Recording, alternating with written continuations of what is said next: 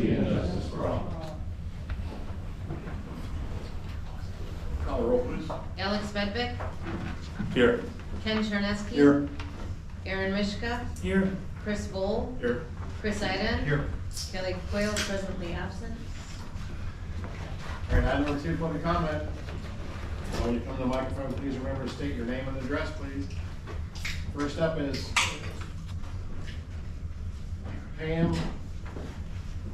I'm sorry, Kajak. Kajak? That's one I'm reading. Oh, I see. Go ahead. Pam Kajak, 2237 Glendalian Road. Thank you, trustees, for your commitment to Kronenwetter residents. This resident and ambulance subcommittee member is requesting that the vote for Riverside Fire District ambulance contract be on hold until the ambulance subcommittee has finalized requests for further consideration.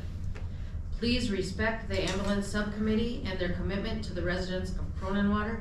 Thank you. Next up, Rick Smith.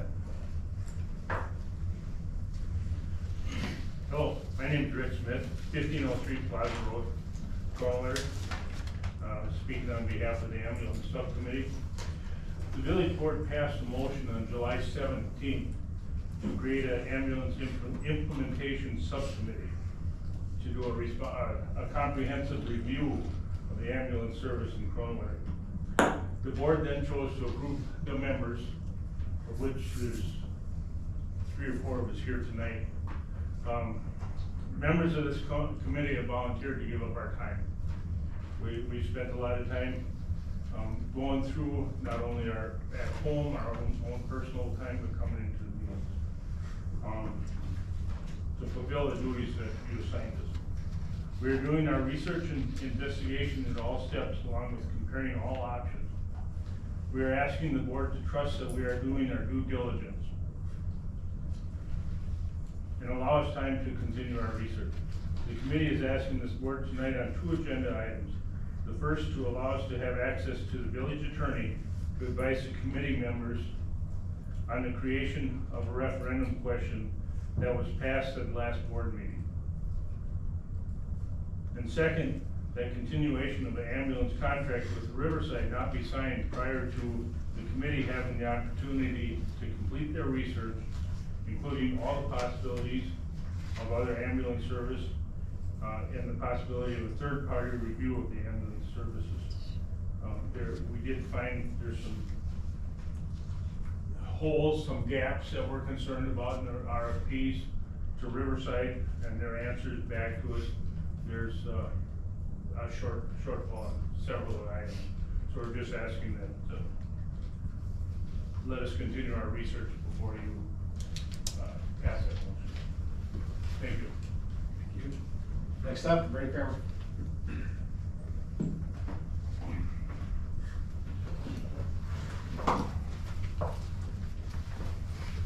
Thank you. Mr. Chairman, my name is Bernie Kramer from 2150 East State Highway 153, Peplin. Last week I had the opportunity to sit into the courtroom judges' chambers, and I listened to the findings of the judge in terms of open records violations. There were 2 by Kronenwetter, and they were brought about by a complaint by Mr. Chernetsky. So with that being said, is that I think a lot of criticism that has been directed toward Mr. Chernetsky in a lot of different ways over time, that, I mean, the judge more or less recognized the fact that this was legitimate. Now I want to slip over to this ambulance thing here, and you know, it's not a commodity. 5% of the people of Kronenwetter use the ambulance each year. 8,500, 400 calls, that translates in about 400. Now, and then about 70% of those are Medicare, Medicaid. So that leaves about 100 and some private or whatever you want to call it. But they were wondering at the meeting the other night why more people don't know more about the ambulance service. Well, in my mind, I started thinking that who really cares about all the details? I mean, this thing, you can grind this thing out, you can hire an octopus, you know, with all its thinking heads and stuff like that, to really go to work and think this thing through and where you're gonna wind up. It's pretty simple. And it's, from the start I said, you're gonna pay more and get less. And just think of it though. I mean, only 5% of the people of Kronenwetter use ambulance service each year. Now, an incident happened in the town of Virgin recently, and they had to call Safer for a second ambulance because they needed paramedics. And some people got quite disturbed over there. And I don't know what's happening right now, but they said, well, why don't we get Safer? You know, some people, and I don't know what's gonna happen, but because of the paramedic situation. So, I mean, you know, when you think this thing all through, you're gonna beat this thing all to hell. I mean, and back, I mean, and you're gonna come right back. It's like a beagle chasing a rabbit. You know, where that, when you jump it, all you have to do is stand there long enough, and it might take a while, and that rabbit will come right back to the place where he got kicked out. But, you know, I can appreciate all the effort, and I listen to all the information, but there's nothing new under the sun. It's all about service and cost, quality of service. Thank you. Thank you. Next up is Guy Friel.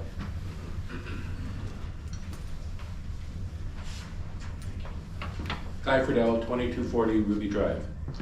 I'd like to address the issues that a feasibility study should consider. First, the Kronenwetter Fire Department ambulance service proposal actually calls for a feasibility study for the as part of the operational plan tasks. This is set forth as item 1 on page 5 of the proposal. I presume that this feasibility study is intended to look at whether or not the Kronenwetter Department ambulance service proposal is feasible or not. Second, the ambulance subcommittee at its last meeting called for an RFP for a feasibility study to address all alternatives for ambulance service available to the village. This feasibility study is intended to provide the village board and the village residents with the information that they need to decide which option is in the best interest of all concerned. I expect that this second feasibility study will be costly to do and will take 4 or 5 months to go through the process and to do the fact gathering. One exception as far as the cost, if the village were to hire James Small as a consultant, I think he would do it for nothing. He's not gonna be the leader, but I think the leader can be somebody else. I believe that the feasibility study for the Kronenwetter Fire Department ambulance service proposal can be done by the ambulance subcommittee. They've spent a lot of time researching this, and I think it's consistent with their mission. The other feasibility study should look at all the alternatives for ambulance service and should be done by a separate committee whose members will safeguard and explore in detail the pros and cons of each alternative and will gather facts on each alternative. The fire department, or the fire chief, excuse me, should not have any role, in my opinion, in selecting the consultant for this study. This is because the fire chief has a focus which is different from exploring all alternatives. The fire chief is focused on the department's proposal for ambulance service. So I believe that this 2 feasibility study approach would be consistent with the motion approved previously by the board and also the motions and recommendations from the subcommittee. I believe it's going to take something like 4 to 8 weeks to get to the point where you go through the RFP process and can actually hire a consultant, unless you get someone like Mr. Small who could start promptly.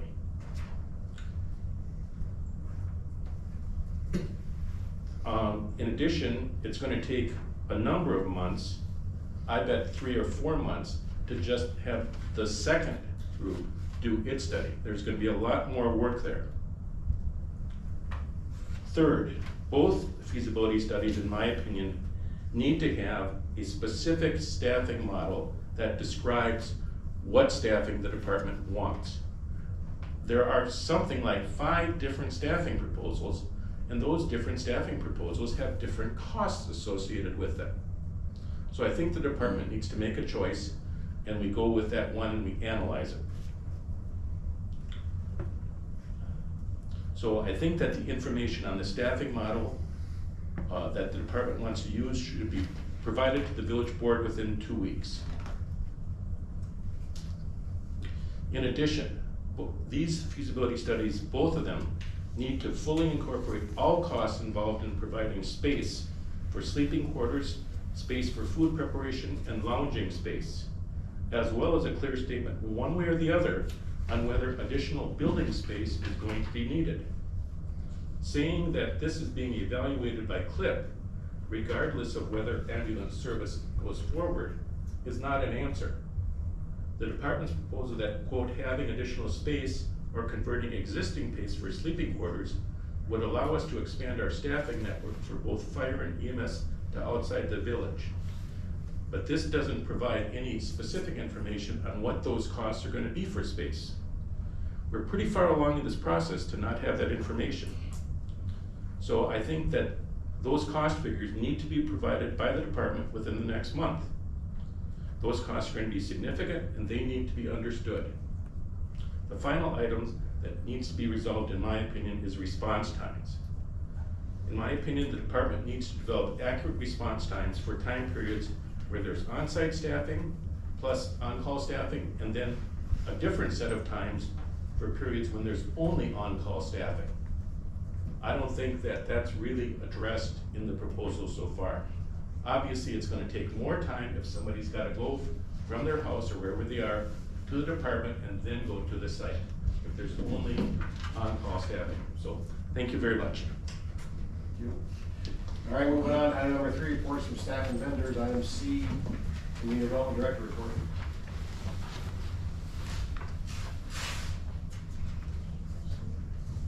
Anybody have any questions?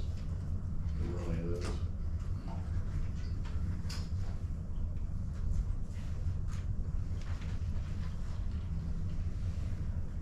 Any questions? No. All right. Moving on to the item D, the treasury report.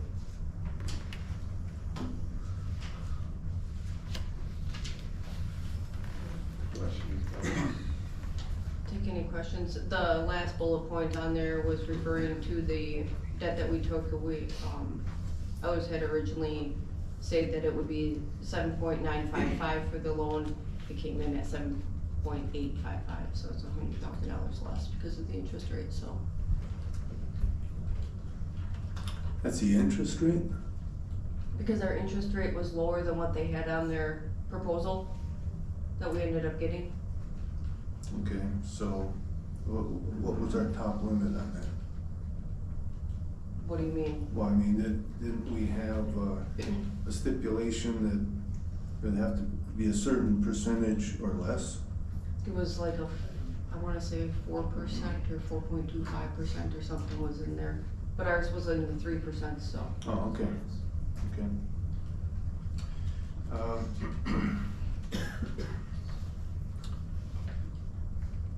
Okay, I've got some stuff marked off here.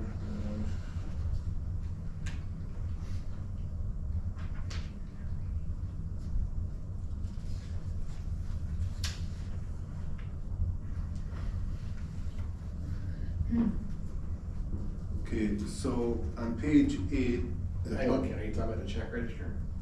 No, page 8 Oh, okay. of the, well, actually, it's the,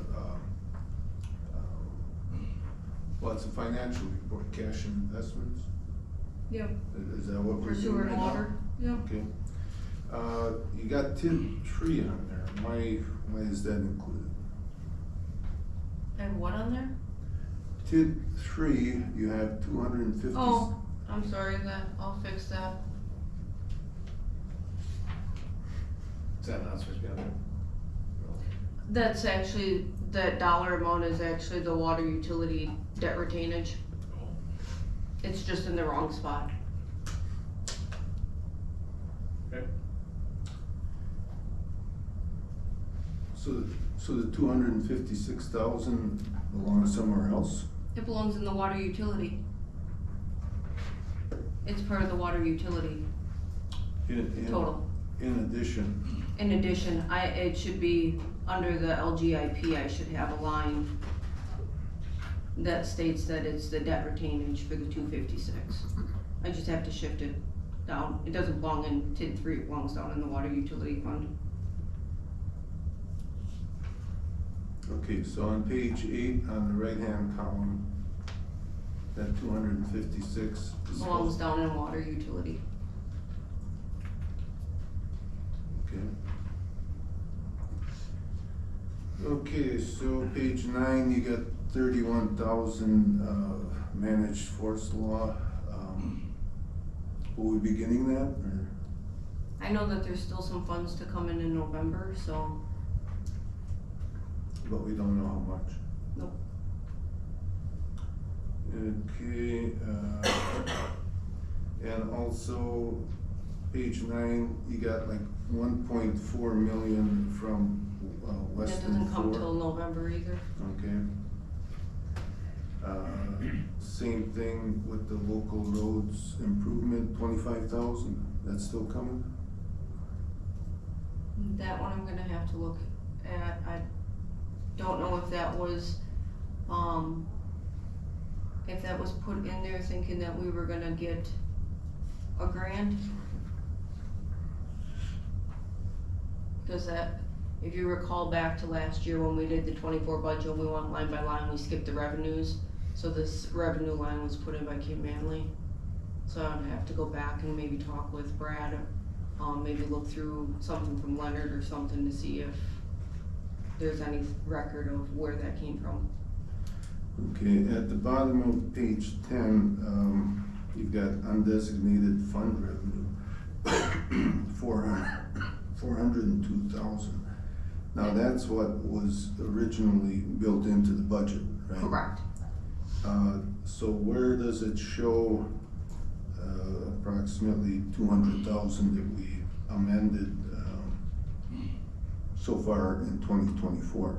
It doesn't. So it's not on here? No, it's not gonna be shown on the revenues because that wasn't part of the original budget. That won't come until later, but again, everything that we have done budget amendments for, you have expenditures that are not gonna be fully expended yet. So they're going to offset. Because the only one that we've done a huge budget amendment on that we pulled from undesignated is legal.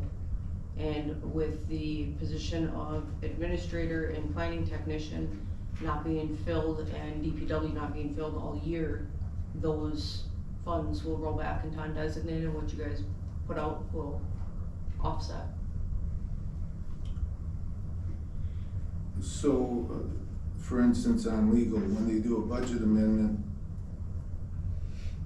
and they add, 30,000, that changes on this document to the. Only in the The expenditures. budget changes on The here. budget changes in the expenditures, but if we don't show it as the revenue, it'll offset on the audit.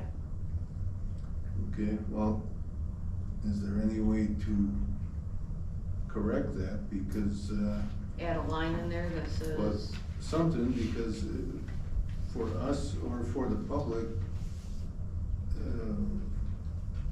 this is intended for people to read and understand. and that's based off of the budget, that line.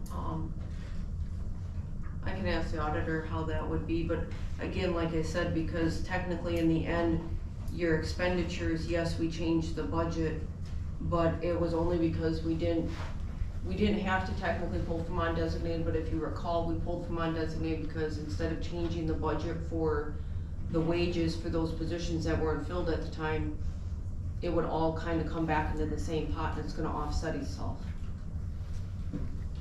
So nothing is actually pulling. It's gonna come to a net zero or you're gonna come out ahead at the current way things are standing. Okay, and last year, I think it was at budget time, it might have been when we did that big budget amendment. I had asked for some type of fund to be created that would just be either, basically identified as a reserve fund. And I thought at the time we had agreed that that would be, more or less a good idea. But has that been done? It has not, I have to talk to Amber and figure out how to put that in. Okay. Page 12, right in the middle, legal fees. Shows 4,989. You wrote 15,500 in checks, to Dempsey on October 10th and 17th. And You're gonna have to look at that far column on that check register to figure out what month it got posted to. well, it said it was issued 10/10 and the other one 10/17.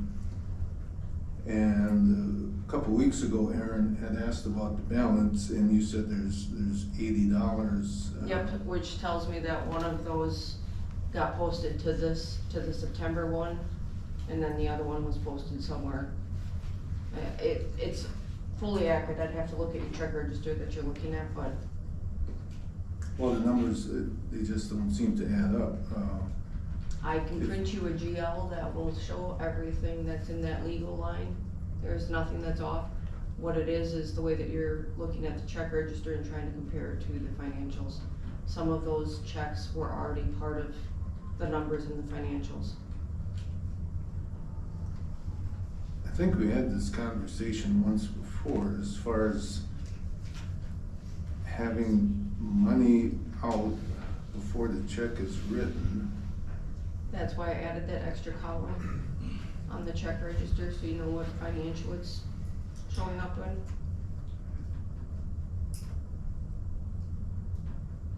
Okay, well, again, it just doesn't seem to make much sense to a person looking at it if there's 5,000 on September 30th and 15,000 is written a couple weeks later.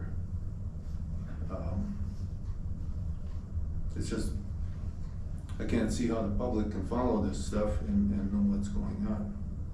It's how the software system works, it goes according to the date, and that's why I added the extra column to the check register, so that you could tell what financial it was hitting, because that question came up prior. Okay, and page 14, salary and wages plan tech, says this period actual 2,700. Yep. If we don't have a plan tech, who's getting that? The person that is helping Pete, we have other staff that are, obviously, he still needs some help, so they have helped in those areas, and when they end up helping in those areas, their wages come out of this area. Yeah. Is that something the board should determine? Well, It's an allocation Each piece. position has a different allocation, like some are a certain percent to water and sewer, some are to Right, TIDS, some are right. to general, some are, so, and each position in the descriptions are allocated differently, so if someone's doing a planning tech role, Right, They come out of the planning tech you wages. expense their piece out of the planning tech position, not out of, because the water utility. Because if the water's paying for that person. right, I understand the difference between the general fund and the, enterprise funds or the TIDS. It's just the idea that people are designated their wages, and if someone is going to fill in, it almost seems like the board should approve that, because without an administrator, who is determining who gets paid how much? Somebody can say, well, I helped Pete on Friday, so I should get, paid this much. It's or not, something. it's not based on salaries, it's not based on any of that. It's based on allocation of what account number it shows from. Yeah, The wages are not changing. Right. So nobody's getting paid. Yeah, it's just what hours they're charging to each account.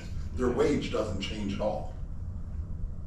It just depends on which account that their wage is getting paid from. Is it water? Is it utility? Is it, planning tech? So they're not making any more money. Okay, I see. So the hours they're spending as planning tech is hours they are not spending in the original job. Correct. Okay, so it's just shifting it around.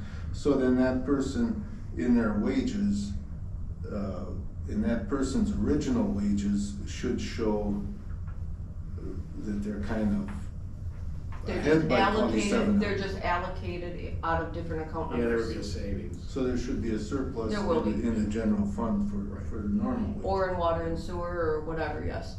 Yep, I would agree with that. Okay, and, same page 14, we got elections, 20,000 budgeted, almost And again, 20,000 spent. Now that's not counting this upcoming election, right? No, but this is also within the department, so the board had agreed that I can do budget adjustments as we find out.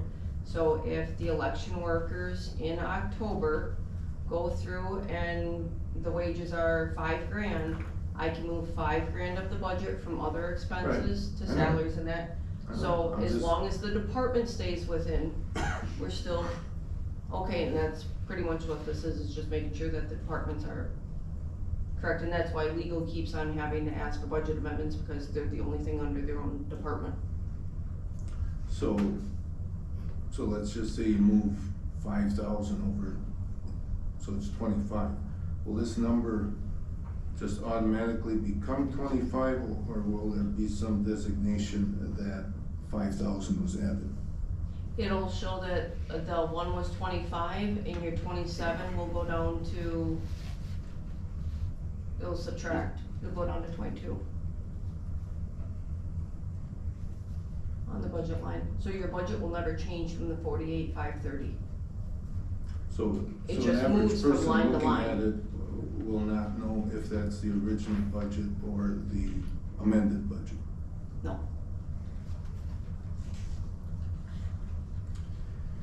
Okay, I forgot, on page 15, major repairs for the municipal building. major repairs, that's the Okay. roof, Okay, so that looks. That's the Is there 88. something not paid for, or are we gonna have a pretty good surplus there? I think that's, I'd have to take a look, but I think right now that is gonna be close to our surplus. Do you know, Greg? As far as I'm aware, we don't have any bills outstanding, as far as I'm aware, unless something was before I got here. But Okay. well, I that's- think that I'd have to go back to 24s, but I think it was just the ADA and the roof that was in there, so Is I that think that's really a certain. accounted correctly? Cause I mean. I think as far the as- roof might have been in the 23 budget, and I have to look back. Well, cause the roof, yeah, cause it was leaking. It was I know, for but there was a 24. portion of it, but also the insurance ended up paying Right. for a portion of it, so that's only what's out of pocket. I mean, if we're doing that accounting this way, right, then the whole expense should kinda be there, I mean, on this. Are you saying the total cost for the roof was only 70 grand? I thought it was, No, I'd have to go back, I have to look at what it was, I don't know when we originally paid for the roof, if they paid for it in December of 23. So I thought the roof was like 300 grand. Yeah, well, I. That was I like thought 113. 135. right, More than 130, I thought. I'll have to go back and look. yeah. I thought that was the insurance. That way you'd have like the revenue, from the insurance proceeds and the expense. Correct. And I think some of the insurance proceeds I'd have to look at too. Okay, and then on page 17, right in the middle, office expenses and supplies, 1,200 budgeted. Looks like 5,500 spent. Okay, that's not page 17. Well, my page 17, Oh, here. Okay, which one? right in the middle, office expenses and supplies. Yeah, I looked at that today too. I'm thinking that they must have got a credit back, or we paid something twice and then got it refunded to us finally.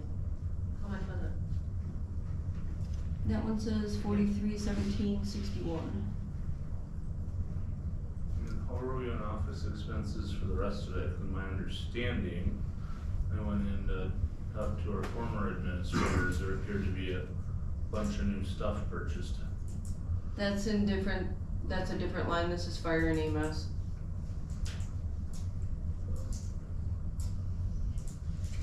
That went in there. But Okay, so that's apparently for the fire department. Correct. Okay. And right at the bottom where it says outside services and standby fees, that's the ambulance service, right? Correct. I was looking at that. The services that is budgeted for the 65,000 is the contract. And then the amount budgeted for the 22 is the, and Fire Chief, you can help me with this. I believe it's the patient care. Correct, it's the $50 admin fee. We just paid the third quarter in October, fourth quarter will be paid in January, but it will reflect on this budget. Okay, so 65 plus 22 budgeted, is that, so that's our cost for ambulance? Correct. from Riverside, it's our whole Right. EMS budget.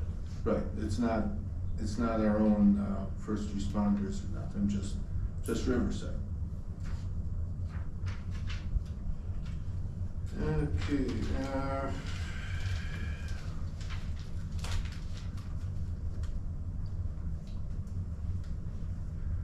the, page 19, the salt and brine, looks like we got a surplus there. Is our salt full? Salt shed's full? It's full. Very mild winter last year that, Right. we didn't have to buy much salt at all. So that 127, we can pretty much count on as a Absolutely. surplus. Okay. Well, unless we get you said the salt sheds are full, Yes. so we're probably not gonna be spending any of that then for 24. It'll be probably 25 budget by the time we buy some salt later in the winter. Yeah, I don't know, I'd have to actually, I know Brad works on that sometimes and takes a ponder, but I don't know. Okay, yard waste site expenses. Is that gonna be a big surplus too? It says 37,000 budgeted, but. There's a lot of, so in the public works area, there's a lot that looks like it hasn't been spent yet and things like that. For public works, a lot of their bills don't come till November, December. So So what we- looks like a surplus could get used up in November, December. Okay, so we don't So, know. we don't know, not for public works.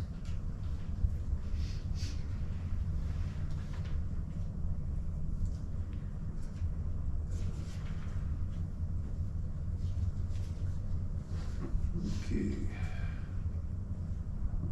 So the debt service fund has, okay, page 30, actually, page 29 and 30. Debt service fund shows the revenue coming in, and then page 30 paid out. Now we got the payment to Covantage here, principal and interest. So where does this show where that money came in? Shows it being paid out. It shows that it's paid out, and on the P&L, it shows the amount that comes in for the debt service. The other portion of it is paid by the TIDS. And that does not show on this, in this debt service, cause this is just Fund 350, all your debt is paid out of it. But it doesn't show on the P&L where the TID portion kinda comes over, that is only shown on our budget spreadsheets.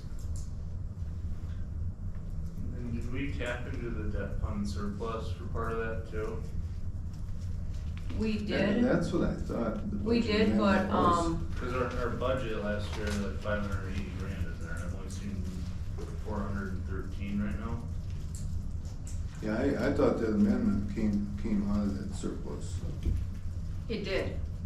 But I'm also gonna tell you that that co-vantage, I did some checking into it and I talked with Ellers, and we can recuperate that in 25, so.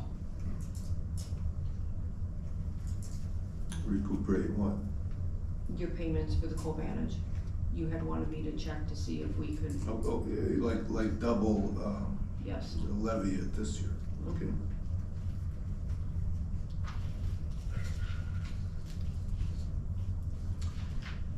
Okay, page 31, in the audit, it said that at the end of 2023, we had something like 180-some thousand in undesignated. And- This is the P and L, so it doesn't show you undesignated, just so you know. This is what we budgeted, so this is kinda what it shows. Well, it says year-to-date actual 202,000. So that's like 19,000 more than what was in there. So where does that money then come from? You're saying the total deficit was 202,000? Right, it says undesignated fund revenue coming into the capital projects fund. So I read that to mean that 202 came into this fund from undesignated, and 202 of it happened in 2024, but, as 202 is what we the audit budgeted for. says, there's 183 at If the you end. look at the actual though, we only spent 103,000. So the rest of that's still gonna go back into your undesignated. Okay, So so you have to, where's the 103 you're talking about? on page 32, total expenditures. We've only spent 103,000 so far this year.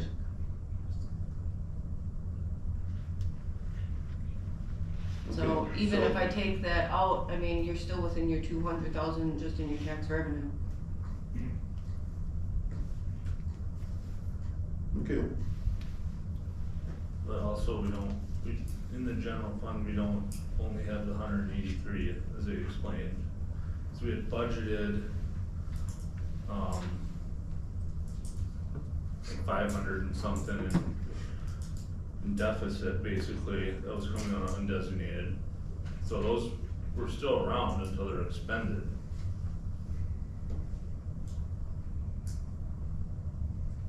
what's still around? The money. So we No made, audit, so that 173 or whatever number you're talking about, you have to add the budgeted amount, and that's the amount that's actually in the general fund. So it's like 700 and something thousand at the end of 2023. We had left. We just earmarked 500 and something of it across the board with this budget here, so then out of that, you'd claw back any of the unexpended amounts. so the 700,000 that was left over from last year got put into the budget.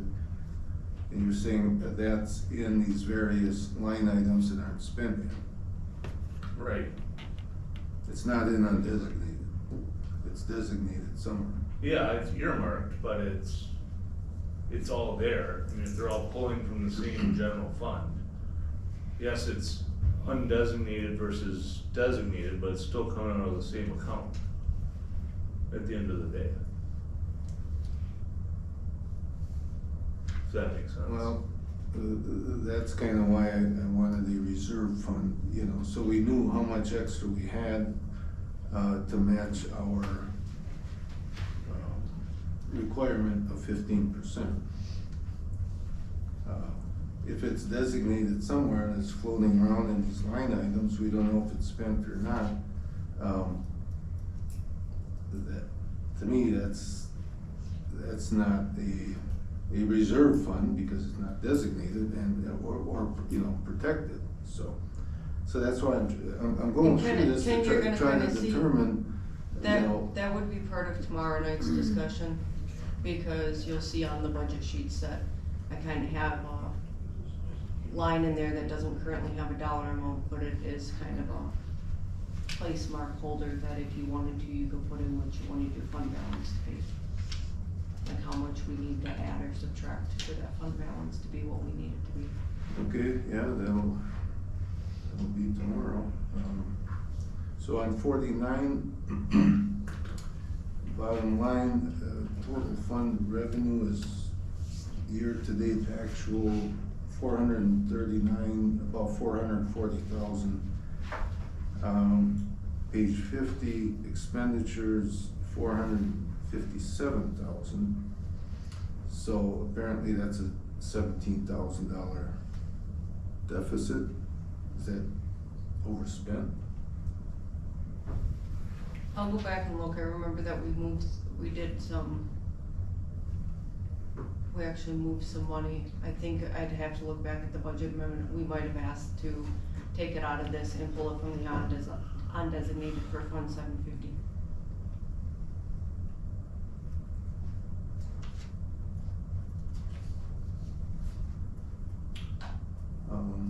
That's all I got. Anybody else have anything? I would agree with the, idea of if you're wanting to do a reserve fund, I'm not against doing it, but yeah, we should do it budgetary process. I don't think we can just Frankenstein it with our existing. I don't think it would be a good use of time to force Lisa to try to create that out of thin air. Not tonight, no. No, I mean, before the end of this year, it should be part of the Right. budget process exclusively. We have to make a lot of decisions regarding that.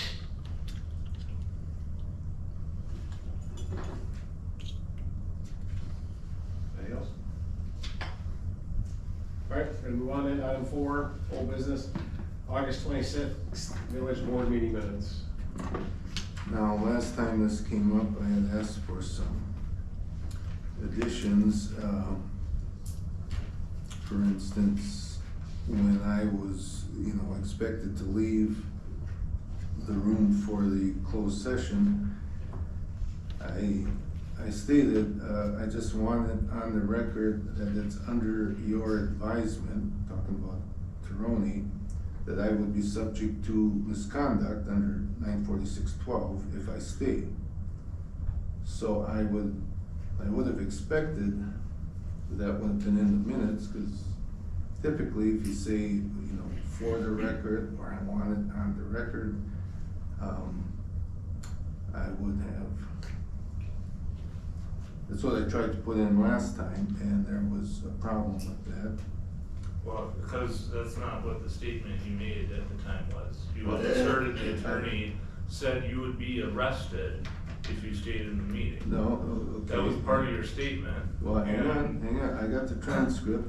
I'm questioning that because, I mean, it was also discussed in a prior meeting with the attorney.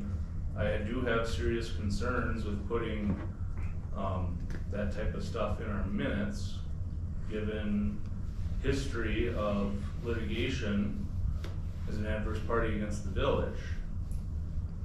That you have, Well, that I'm you've not been a sure, part of. I'm not sure I'm adverse, because, the one case is closed. The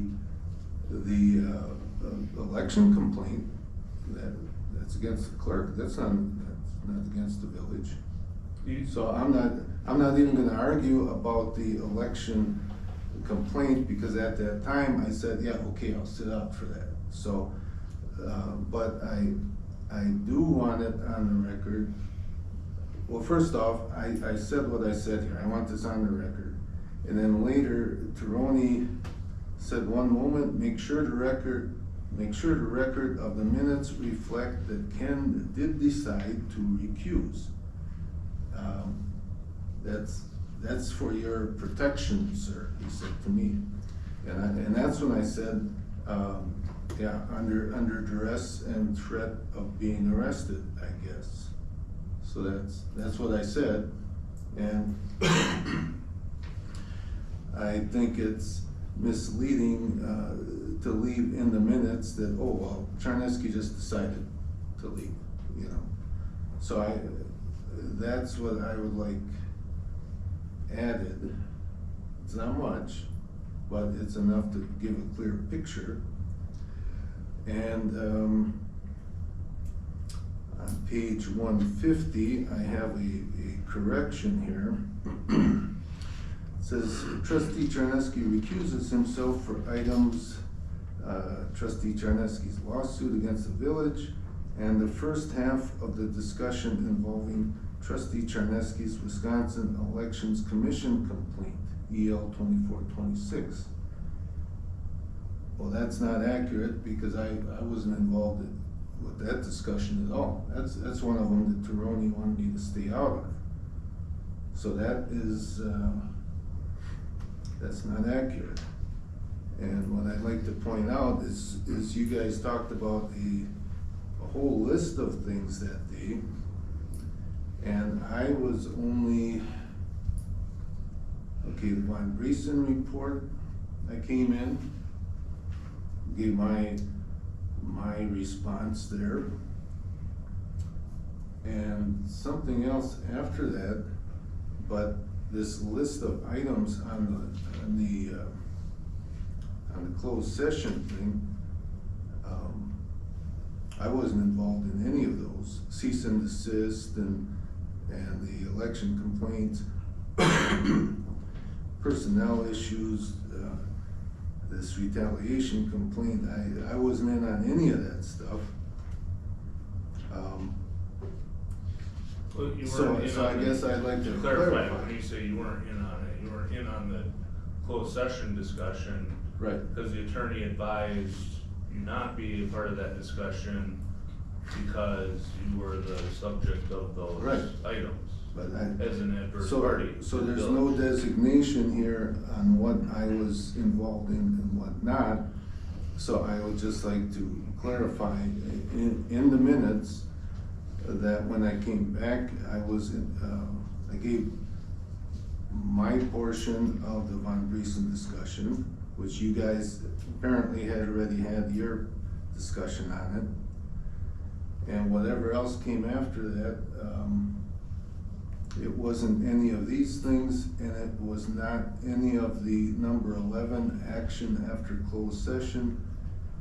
I had no part in the code of conduct discussion, any of those other things that you guys had on the list. I just wanted added to the record that I was not in on any of that.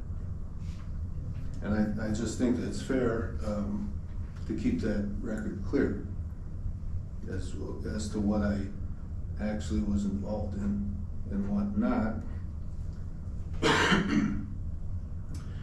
And one other thing here, page 153.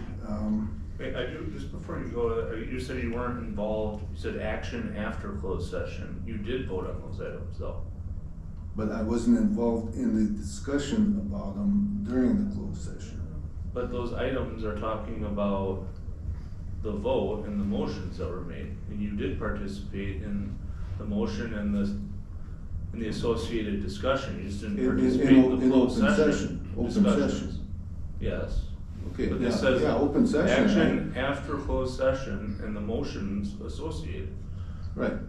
But So it I don't think you can says, say it you says, didn't participate. it says in the documents that was all part of your closed session discussion.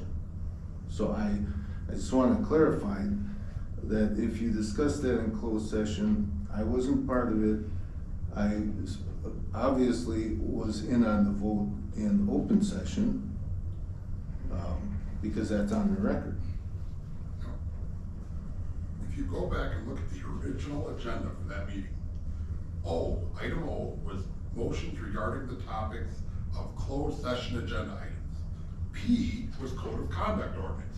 So that's not closed session. After O, you were all there for that. There was never any discussion Yeah, in closed session. in open session, right. Right, so the agenda items, which would be item O, those were the things that is covered in the minute. I don't see what you're arguing here. Well, okay, the description talks about the closed session discussion in relation to all these items under 11. I just wanna make it clear that I was not in the closed session discussion on it. Whatever was in open session, yes, I was involved in open session. Right. So P, Q, R, S, all of that was open session. It was never discussed in closed. Well, Those are it separate. says it was. No, it doesn't. It just says actions after closed session, doesn't mean that it was all items were related to closed session. Well, It's a little misleading, I guess. But- well, it sounds like that stuff. I mean, if you read the notice of closed session, it sure sounds like everything in. Because we only just, the things that are on the closed session are only things we discussed. And I thought you were there for discussion with village clerk. He did both. Some of it, yeah. Okay, yeah, there was. a Because it says, little- I had it written down, you came in at 8:20, so we could go back and listen to the meeting. Or no, we couldn't listen to that meeting, but we have to figure out at 8:20 when did you come back in? What topic? Well, it was Von Briesen. Yeah, I so don't know you if came you wanna in. discuss it, but basically, Well, yeah, we're not you gonna guys discuss are it. done with it, and it Yeah. was for me to give you my side. Yeah, and then you were there the rest of the time, and you were there for the village clerk review. So you were there for Okay. 1.5 items, essentially. Okay, but not the, nothing to do with the, election complaint Right. like these minutes say.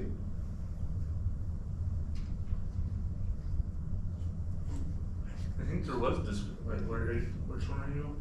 Are you talking about in the closed session or the open? Because closed, there was, Okay, I think the closed session is correct.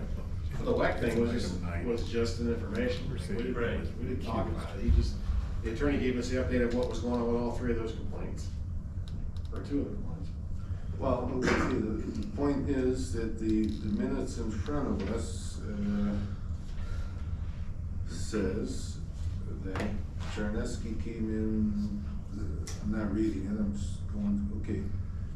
Page 150, that I recused myself for items for the lawsuit and the first half of the discussion involving the Elections Commission complaint.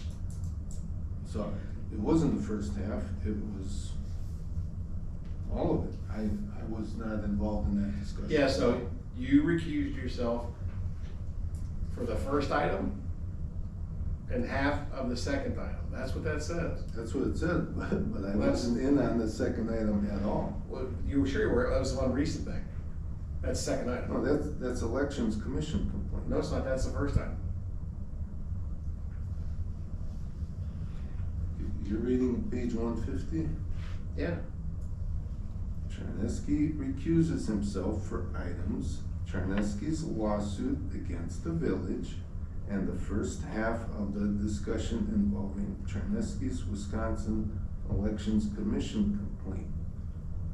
That's the Election Commission's complaint. That's Yeah, Von not, Briesen that's is not listed. Von Briesen. Von Briesen is the clerk's Do you complaint. still have my copy of those minutes, Bobby? Well, here, I mean, Because I these don't are know if 5 you- minutes we're talking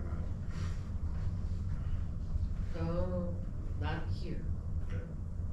I mean, I'm just trying to, I'm not trying That's- to address the this Tom out, I'm just Collins trying to thing. straighten Right. it out. And I'm trying to remember too. But the section you're talking about, that's when I was taking the minutes. The section right here, you said where I wrote down the first half of the WEC thing and the other thing, that's my minutes. I wrote those. Okay, Cause you can see right above But it. then they're wrong. Cause you Because can I see wasn't the in clerk on any of removed, that cause stuff.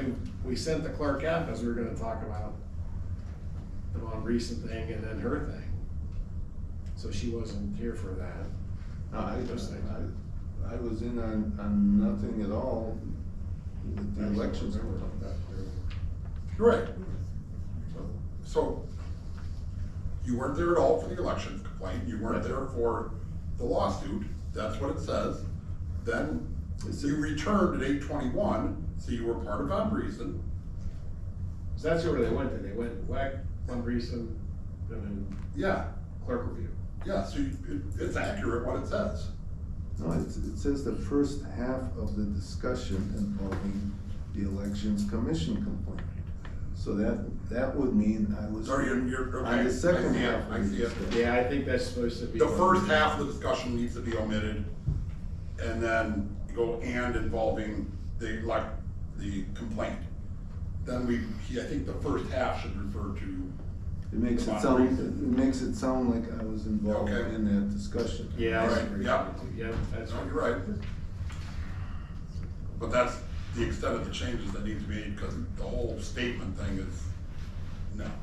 Well, when you ask for something to be on the record, I don't have Robert's rules in front of me, but that's typically expected. It's for a reason, to keep it clear. So that's what I'd like to see changed. And I'd like these minutes to reflect that I wanted that changed. So it's up to you guys, vote the way you want, but. Was there some other change you had attention to? I mean, Yes. Yeah, I you started to mention something, and Alex carried us back. I wanted it to reflect that I left the room under Taroni's advisement. And, okay. Well, that's true. Okay, so here's the transcript. We could just add that part, What? that you accused yourself under Advisement from the. advisement from Right, Okay, here's Attorney General. exactly what I said. I said, but I just wanted on the record that it's under your advisement, talking to Taroni, that I would be subject to misconduct under 946-12 if I stayed. I think recusing yourself under the advisement of the village attorney would suit that just fine. Concur. Her statement was like 2 or 3 minutes. I mean, this is the facts, I mean, this is the reality of, and to me, if there's any less than that, it gives the wrong impression. Yeah, well, I guess you're right, yeah. That's for a long time, I can't remember it for breakfast. I just, I'm sorry. But, I mean, I'm good at it reflecting, I mean. Okay, the part I just read was an open session, so that's just a matter of. That is on the record. Right, that part of it. Fine. Yeah. So as long as I mean, if it's in there, I don't have a problem with it, to be honest. What language is being added? Whatever he said on the record, that's fine. Yeah, but we said no session, it's on the record.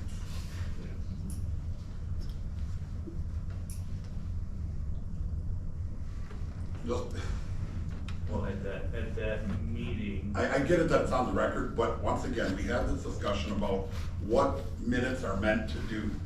And the minutes don't need to give a line, chapter, and verse of exactly everything said. It's a summarized version of it. So you recused yourself from closed session under advisement of the village attorney. That's all that needs to be said. That's the summarized fact of what happened. If somebody wanted to hear exactly what you said, then they can listen to the recording. It's that simple. That's what minutes are meant for. Well, again, it goes back to Robert's rules, and if you ask for something like that, that's typically included. So, I mean, if you guys, are adamant that you don't want that in there, it's up to you.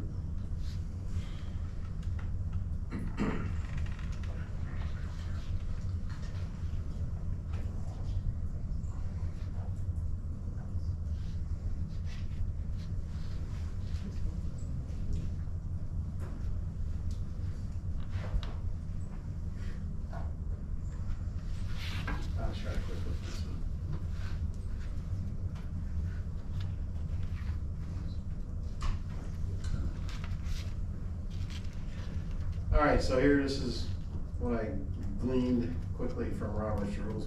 When a member of a council says I want something on the record, do we have to have those remarks included? Not necessarily. Robert's rules say that the purpose of minutes is to record the actions taken by the body in general. Minutes should not include individual remarks. If a member wants something included, the chair may ask the body if they wish to do so. The chair can say, is there any objection to these remarks, including the minutes? If someone objects, then the chair would put the matter to the group. So, what you, basically from what I just read, what you described, Kelly, is exactly what that says. Do you agree with that? If that's what it says. That's what it says. I mean,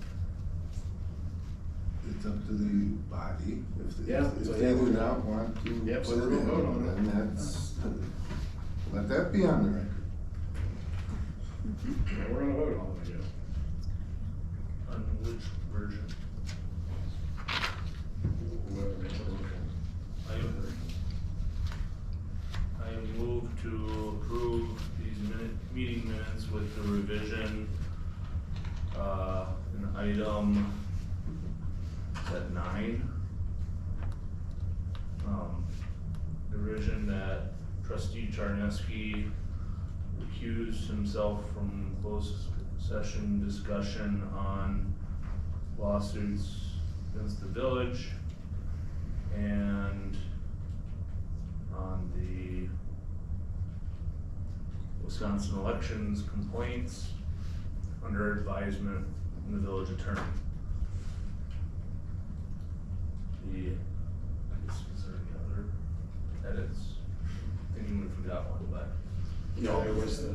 originally it said first half of the, Oh, okay. so you've covered that now, Okay. Yep. so, second. All right, we got a motion by Alex, second by Kelly, to add to the minutes that Ken had agreed to recuse himself, and that by recommendation of the village attorney, and to change, and then listed what items Ken had recused himself.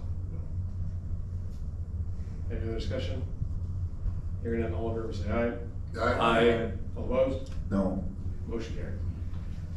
All right, moving on to 5G, new business request for proposals for municipal legal services. Okay, this is my agenda item, I'll talk first about it. We have spent almost $120,000 on legal services so far this year. This is alarming, and this is a trend that can't continue. We need to put all options on the table to fix this and reduce our spending. The annual financial report for 2023 that we just received has shown us the village isn't doing very well financially. Our residents deserve to know we are doing our due diligence and are exploring all options to improve our finances. We could run a RFP for legal services to see what law firms are interested in working with Kronenwetter, so we can reduce the cost and improve performance. The cheapest law firm isn't always the best because they may spend more time to perform the work, leading to higher bills, versus if we hired a more efficient law firm.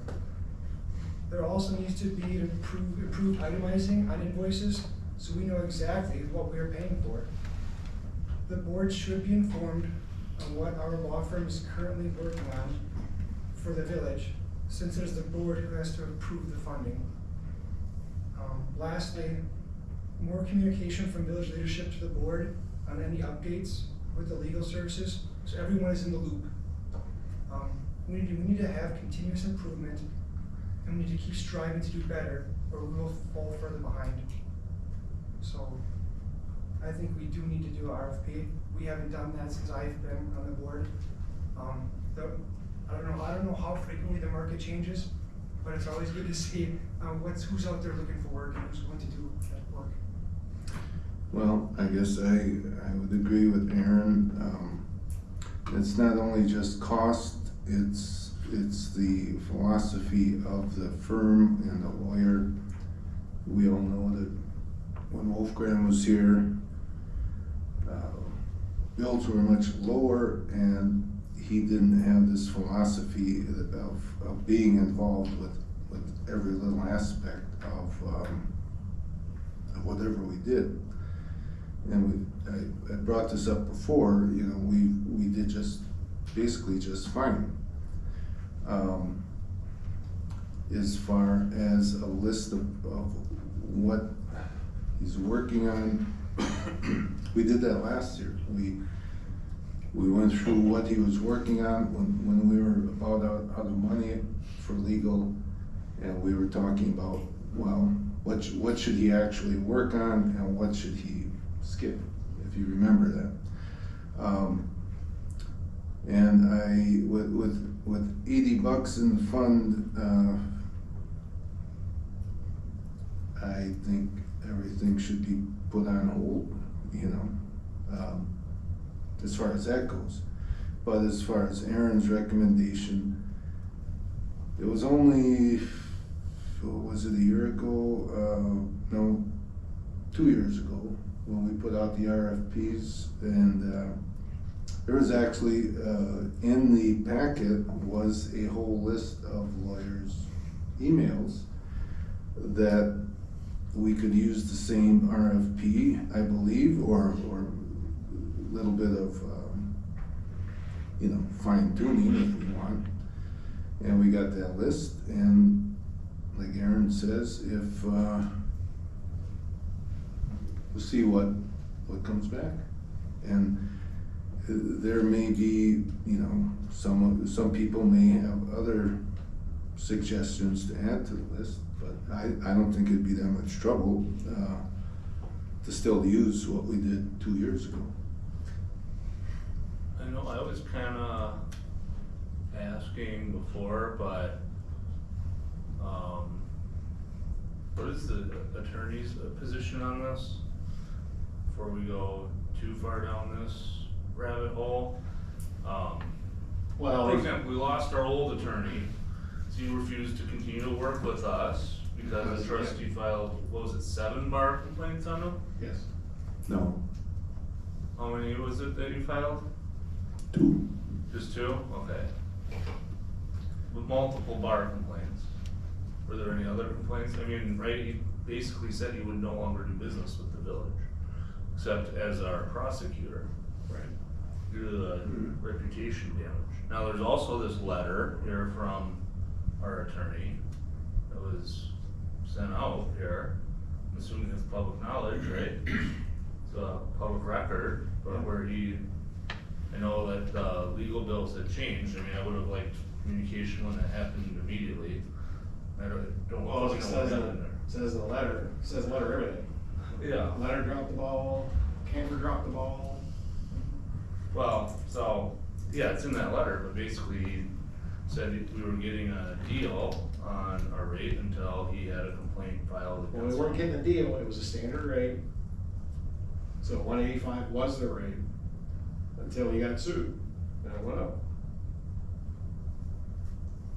well, and that's up to him to do that, but on the other hand, he says in that same email that he sent out that increase to all the municipalities he works for. Yeah. But yet on the other hand, he's saying, oh, well, it's because of Charneski. Well, he's just, he's got a conflict of interest, I believe, because I'm still in litigation with him, and he's going to, you know, disparage me under any pretense. So if he, But if he raised prices to all of his customers, it doesn't make sense then for him to turn around and say, well, I raised yours because of this guy. He was agreeing to stay at the lower rate until, Something like that happened. Because he used Hap's example. He said, if anything happens to me, Hap, I'm gonna raise the rate.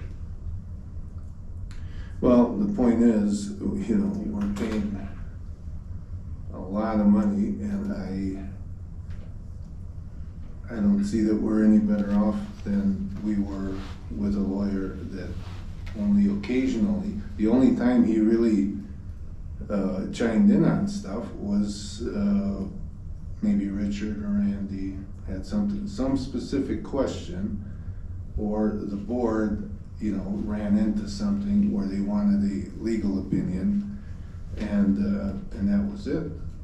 I mean, he wasn't reviewing agendas and all this minor stuff.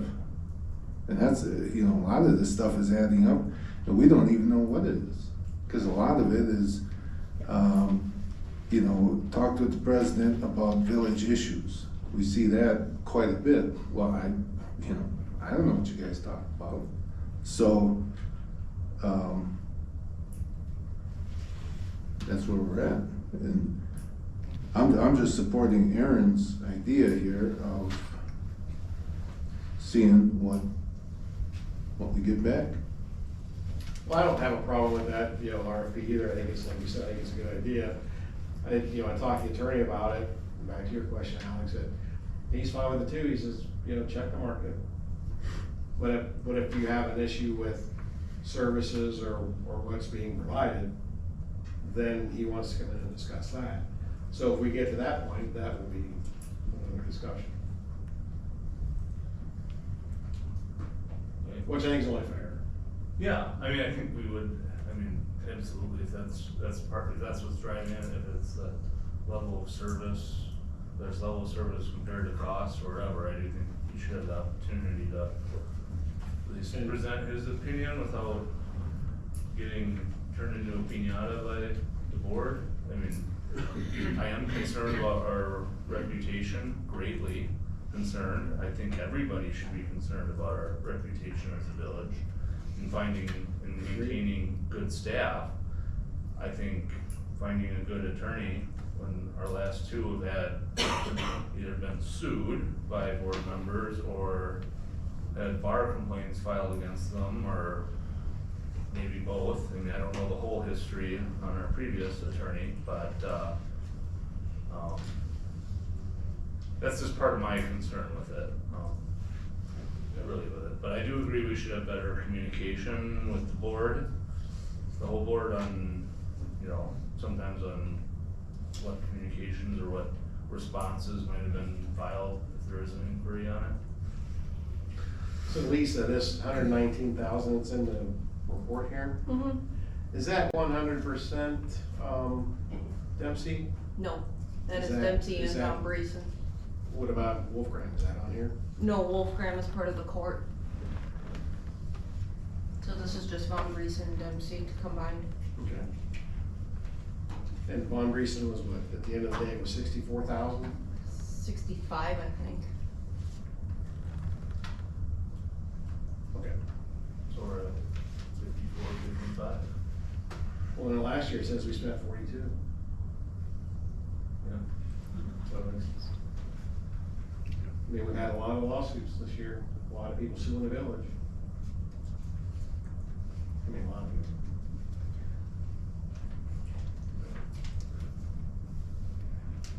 So, what do you guys want to do? Do you want to recycle the RFP, send it out? I'll make the motion. I move to, do a updated RFP for village legal services. Second. Got a motion by Aaron, second by Kelly, to submit an RFP to update attorney value prices. Who's gonna do that? Am I gonna do that as the acting administrator? That's what the administrator does, right? Correct? Yeah, I guess we need you to do that. Just trying to think too, how does the process normally work if they wanna change their bills? Like, would this open us up to another rate hike? What do you mean by change the bill?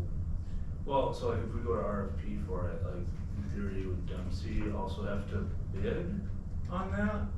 Because that's what I'm, Dempsey law, like that's what I'm Yeah, I a don't little know, bit that's, confused on that. Like, is this, I guess I'm just wondering on the openness of this, is this also having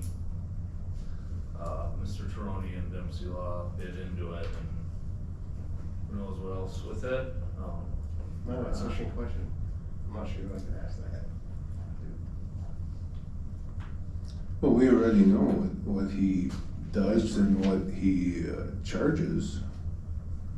We have that established. What That's we're right. looking at for is what else is out there. Yeah, I guess it would be the standard charges, Chris, to answer your question, Dempsey's total bill, when I gave this number, was 55,194.87. Okay, thanks. And then I got the number today, that today we, or for the month of October, we spent $1,500. So quite a bit cheaper this month than previous months. Which I think this was indicative of more of an inline, normal month than the ones with, 5 lawsuits. And don't forget too, we had that TID stuff in there too, that required, which mandated that it be attorney reviewed. Now, is that $80 that's left include this month's? No, No, there's a budget that would come in the APC. Or sorry. Didn't we have an agreement last year when we had that budget amendment that was huge, 350,000 or $500,000 or something? And we kind of agreed that any line item that got up to 80% spent, we'd get a notice, have an The alert. department head was supposed to get a notice. What's that? You're right, the department head was supposed to get the notice. the department head would see it out through the My Viewpoint when they're approving things.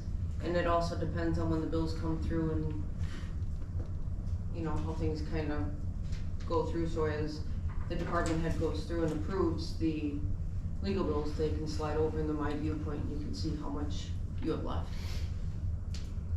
So the department head knows how much is in that line item before they spend Right. the money.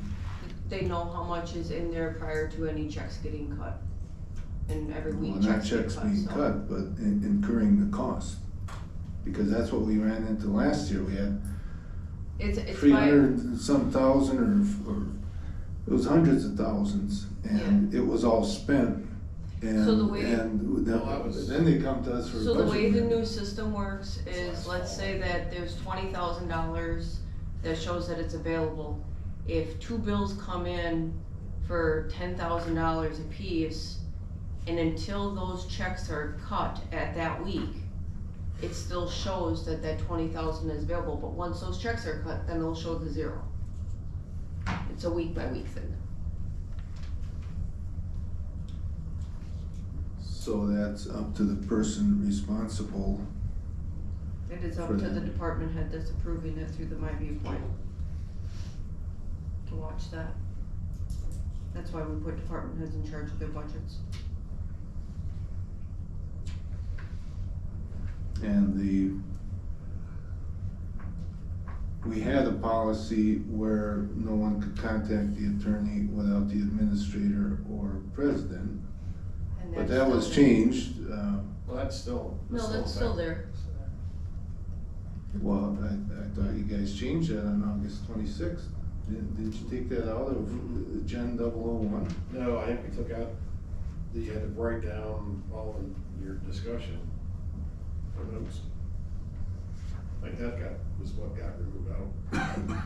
The contacting the attorney with a written authorization is still valid. What?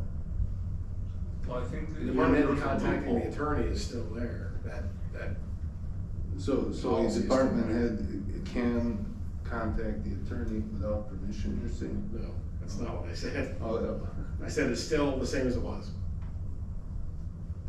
So the only way that I can contact the attorney is if I write an email to Chris and say, hey, can I contact the attorney for X, Y, Z? And he says yes, then I can. Yeah, that didn't change. okay. So this is all your fault. Well, I mean, you're the gatekeeper. And that might be an item for next agenda, but, I think we need some other system, of dealing with these, engaging the attorney. Well, like I say, what we used to do is is go through the invoice every month, and we would ask Richard, well, what was this about? What was that about? And he'd tell us, and then we move on, you know. Anything else? So we're just getting information and you're writing it, I guess? I mean. Well, Well, we have one written up from 2 years ago. Same RFP, see if the emails are the same, Okay. just recycle the same one, probably. Well, Aaron, I mean, if you have it, you could email it to Alex if he wants to see it. You'll just go to what, APC first? Cause the last time this happened, APC took it up. That was after the RFP came back. Okay. ABC didn't send out the RFP. Right, yeah, the RP came back and the APC reviewed it. Correct. Made a recommendation and the board voted on someone else. That's correct. Right? Yep, that's correct. Any other discussion? Hearing none, all in favor, say aye. Aye. All opposed? Motion carried. All right, moving on to 5H. Granting attorney access to the ambulance subcommittee to advise the grace of a referendum question. Now, aren't these supposed to have packet reports? Well, this I mean, there was, for instance, I had items for next agenda for an RFP for another auditing firm, and I see it's not on here. Yeah, I didn't ask That's them to be on because here, too. I didn't have a report. Well, I'd asked for it to be on here, and I'm not sure why it isn't either. You It was what? on the original one I looked at it. Okay, well, but I'm saying there's no report, so these should have reports with them, not only for us to know what this is about, but more importantly for the public. And as far as, I don't know, if you guys wanna discuss it, maybe you can, but that's been the rule. I mean, Chris Iden had this item for the attorney for several months, and it wasn't put on because he didn't write the report. Tim Shaw had several that, without the report, it couldn't get on, so. Are you talking about the Riverside ambulance contract proposal? No, No. he's talking about the Item attorney H. fees. Let me explain Yeah, there's what not this even, is. not even a cover page for it. This, Oh. all this was that was the motion and recommendation from the ambulance subcommittee. They were requesting attorney access. Whether or not that goes to the board or just goes to the president due to our policy, that's all that was. So we had a discussion about the referendum question, we determined there's a lot of nuances to this legally, and felt we would need attorney advisement to make sure it's a legal. Well, that's what we said at the last meeting. Right. But we can't just request the attorney to the village policy. Also, somebody could have emailed me, you could have emailed me and said, hey, can we reach out to the attorney for this referendum question? That's all it would have taken. Well, that's what the motion was from the. But it didn't need to be on here, I guess is what I'm saying. You could send an email. Yeah, well, says committees usually make recommendation, I mean, the board doesn't have to take action on it, right? If you were Well, approving it, that piece, the board doesn't have to, but worst case, it's informative, right? Well, it's up for discussion now, and I guess after last meeting's discussion, where this referendum is limited to the capital costs, Right. I don't see the point of the referendum at all, because I don't think anyone really argues the cost of the capital costs. James Small said that Teresa's numbers were, close. The price of an ambulance and all this stuff is pretty well set. The whole issue with the controversy here is the operating costs and what it would be now and what it might be in a year or two if these volunteers don't come. So in the referendum, as I understand it, after the last meeting, I looked up the statute, and that's what it does say, the capital, Yeah. So let's just say you have a referendum, you go through all this stuff, you hire a lawyer, you get the question, and let's just say people vote 51-49. Yeah, 720,000, I'm okay with that. Well, then we're right back to square one, because we're still arguing the operating costs, which is the crux of the whole issue, is the operating cost, more so than, well, I mean, overall, it's the whole project, but the operating costs are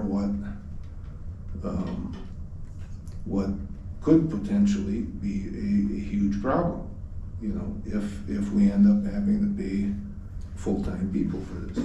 Well, I'm, again, going into that, crafting this question, because there's a lot of ways you can craft a question, and you can write it in a way that misleads people, or you can write it in a way that's more informative.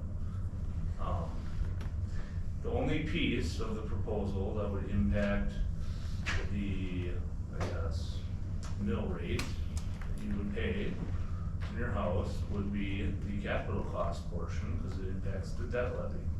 So, no, I think I would disagree that it's useless to get input from people.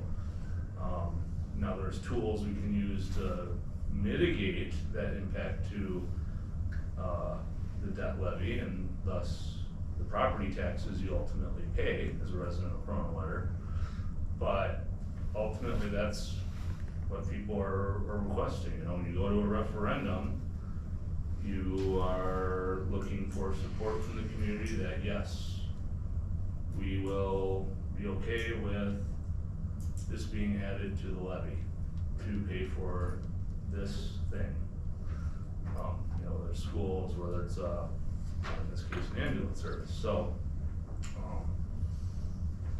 no, I don't know if I agree with that piece, that the only issue is the operating expenses, because there has been a lot of commentary all over the place about index to taxes.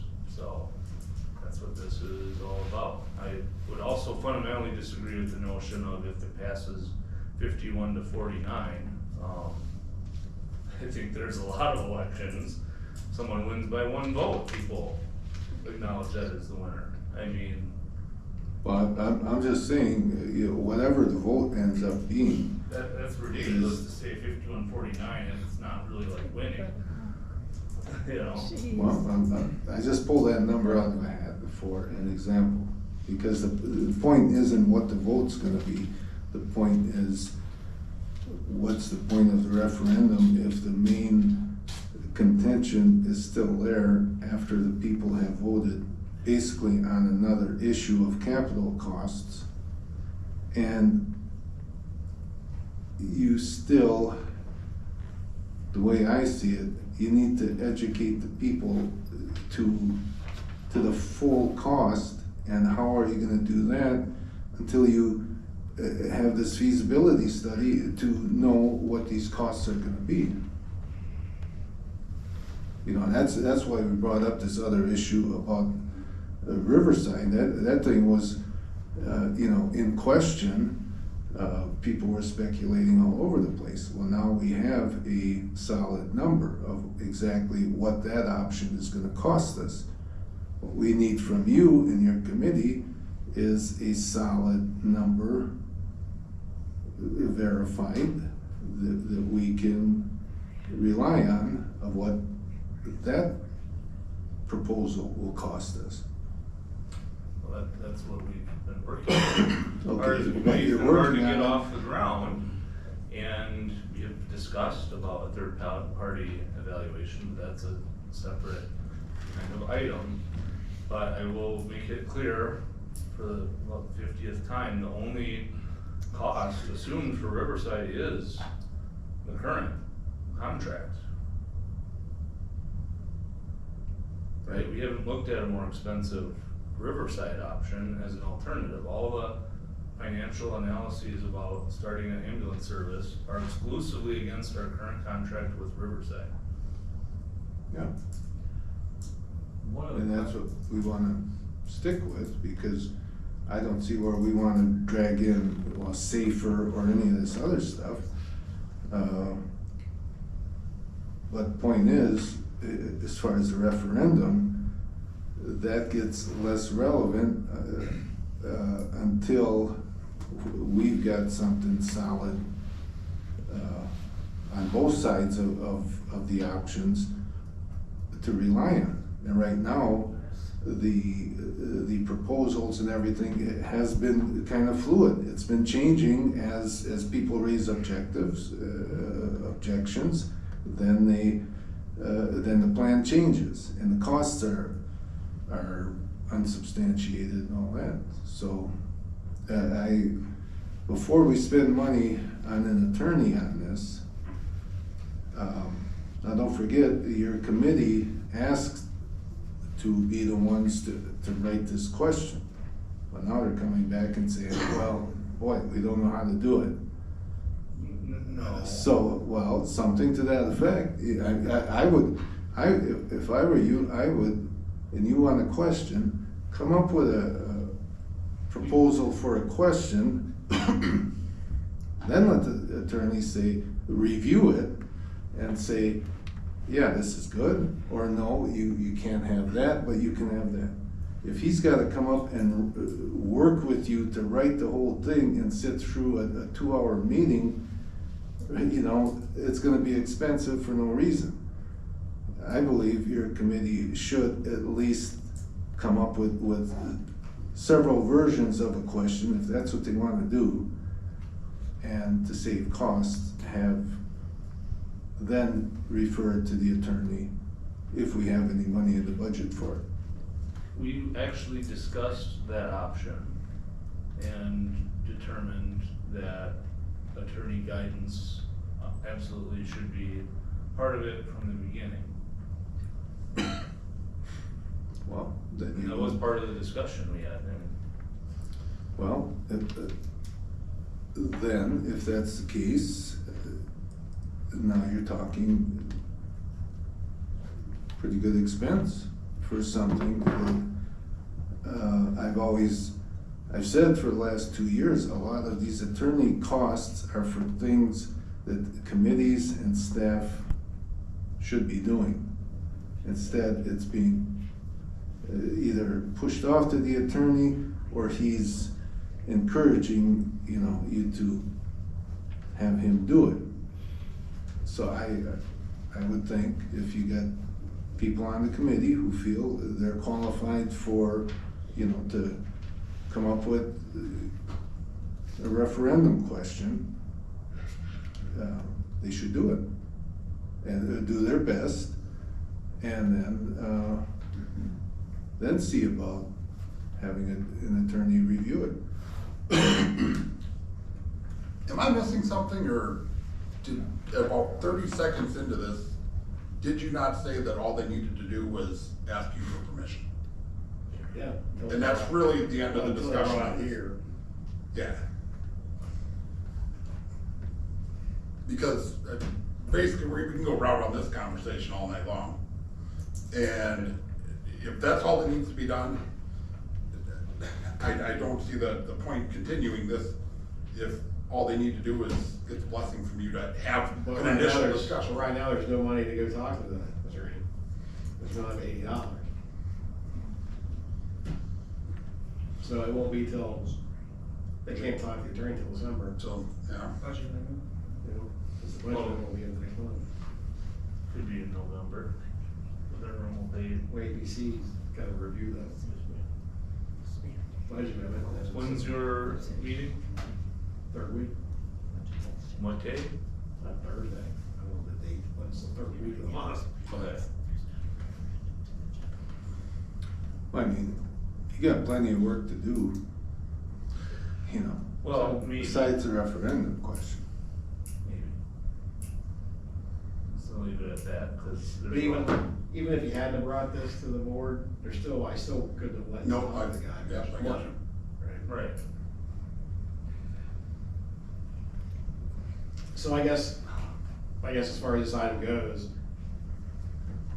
try to hammer out that question between now and the time that the attorney is available. Unless we have a special ABC meeting to approve it, or we bypass ABC and do it at the next meeting. But that's kind of what we're doing. Well,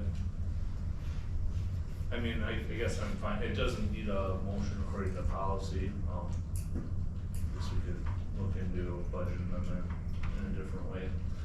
So I'm assuming we'll need some sort of attorney budget besides the $80 between now and the end of the year, so. Yeah, Lisa's working on it. Anything else? Alright, move on to item I, recommendation from ambulance subcommittee that a continuation of ambulance service not be made prior to a third-party review of all ambulance services, including our own. Right.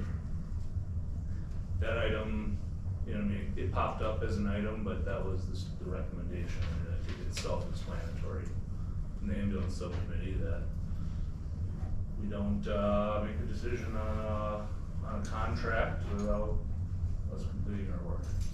Well, given that, item J, one of the options under recommended action is potentially to delay the agreement while the ambulance ad hoc committee evaluates feasibility, I think we can probably just move on to item J because, yeah.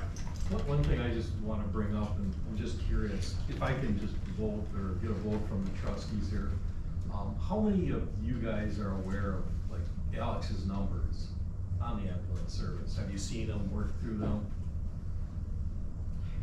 I've seen them in the packet, there's no explanation on them.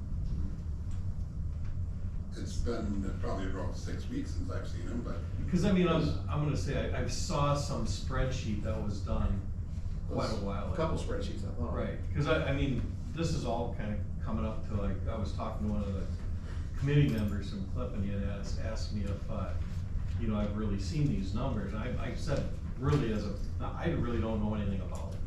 You know, I've seen the spreadsheet that was, but it was very limited, if not saying anything against it, but it didn't really have a lot of stuff, you know? And what I'm looking for is what I had asked, kind of what Guy Friedel was thinking of when we actually do like a proposal, for any kind of project, even at work. You know, like if we're doing a big project, we wanna know, you know, all the upfront costs, you know, obviously capital is one of them. That's a huge part, okay, what kind of capital do we need? And then as is the operating cost. Because I was listening to the last meeting, and one of the parts that, if I heard it right, that Bernie brought up that we didn't have the, first responder costs in your, spreadsheet. That should have been included. So there's stuff that, you know, I'm thinking like even future, you know, we've got this, we lay out what's the future cost, are we gonna need to expand?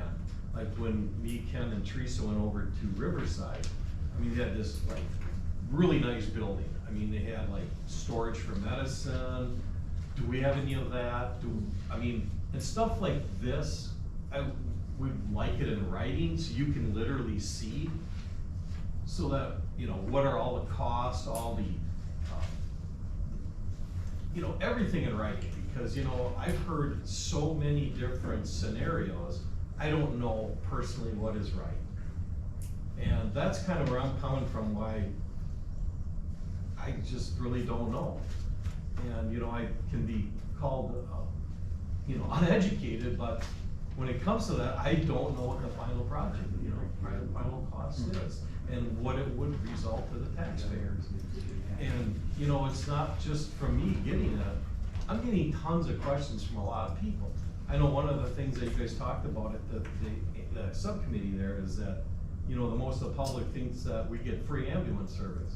Well, that's absolutely false. Everybody I talk to knows that it's not free. I mean, that would be ridiculous, you know, to even assume that. But they do know it's about $70-some thousand plus the first responders, what we pay them. But we just gotta get a super good breakout, okay, this is what we do, you know, what is it affects the taxpayer, and what is the new proposal with the ambulance service? And I know there's a lot of negative stuff said, and it shouldn't get crazy like that, but, you know, I heard Teresa say, yeah, she's got bashed on social media. I've got bashed on social media. I mean, it works both ways. And I just think we really need to have everything laid out 100%, because I just don't see it now. And that's my rant. May I respond? Sure. I guess there's a lot to unpack there.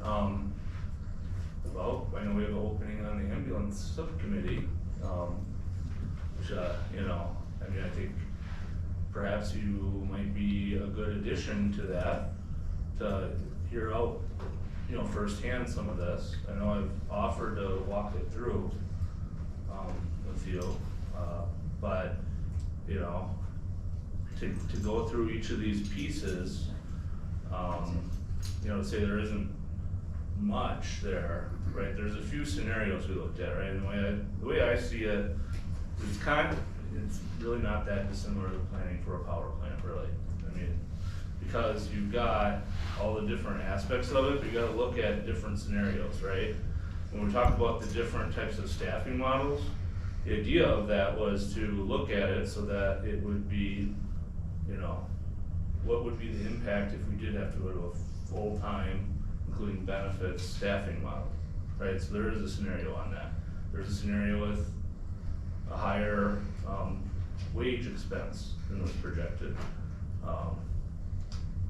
You know, there's a scenario because, again, there's other aspects to this besides just the wages of people. There's the capital costs, there's the revenues we'd be getting on billing, there's what we would decide to bill. So that's another piece of this too, beyond just the financials, is that Riverside has full authority to charge pretty much whatever they want, and we have no say or right to do anything about it. So over the years, they're billing to non-Medicare and Medicaid, so 31% of the people that received ambulance service, they have the highest rates in the whole area, and it's not even close. I mean, I think that's, you know, this model factors in bad debt. We know some people aren't able to pay. We know some people, like insurance might deny some claims, right? We have justifiable information. You know, could there be more documentation? Absolutely, but that's why the committee's, you know, working on this. But to speak about the negativity that's been going on too, I mean, it's been unacceptable, I think, in the village. I mean, so many people have been under attack. There's been repeated misinformation being spread about some of the expenses, for example, or just ignoring aspects of this that just continues to get parroted. I know people feel passionately about it. I think we all can agree the personal attacks on staff and other people who have volunteered their time. I mean, I do think some of the actions of the board have not been supportive of the volunteers that have been on the committee and in our fire department, that have been trying to do what's best for the village. I mean, what's driven this has not been at all an agenda by me, that's for sure, or by, in my opinion, I don't believe from the fire chief either. It's about finding the best service for the cost for our village, which is another reason why the ambulance committee strongly recommended that we look at some other alternatives, because there's holes in our current contract with Riverside. I mean, that's being lost in all this. There's big holes in this contract, and our residents are not protected from them. Right? Riverside can unilaterally decide to charge non-resident or resident rates. It's a whole new contract. Okay. Gotta get off topic, this is. Well, I it's guess about approving the contract with Riverside. It's all We're not on that one, in we're there. still on I. Well, I thought you said we moved on to. No, I think we could move on, because. We weren't going to move on, and then trustee Ide made some comments, and Oh. so you're trying to roll them all together again. So they're all related, I guess, is what I'm. Well, I guess what I remember is when the board approved this committee, I had made a statement to the effect that we should get monthly reports on what the progress is. Now, you're saying we don't know about all this stuff, the holes in the contract, all this other stuff. And you've got all these numbers in your committee packet. Do you think by the next meeting, you can explain what the current plan is, so we can see where you're at this point? And also separately, start working on the contract to say, to identify what you would want added or taken out, so that we know, So we get that base covered.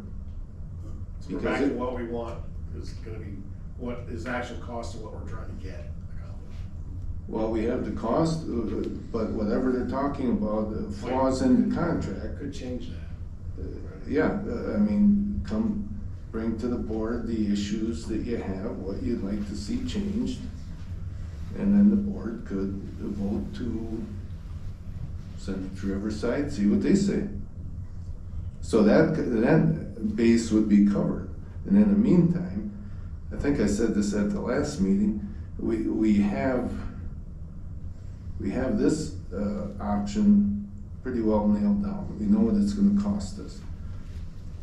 So it's for you now to show us a better, more cost-efficient plan. And do you think you could have something, it doesn't have to be your final plan, but your current plan that you're considering, can you bring that to the board at the next meeting?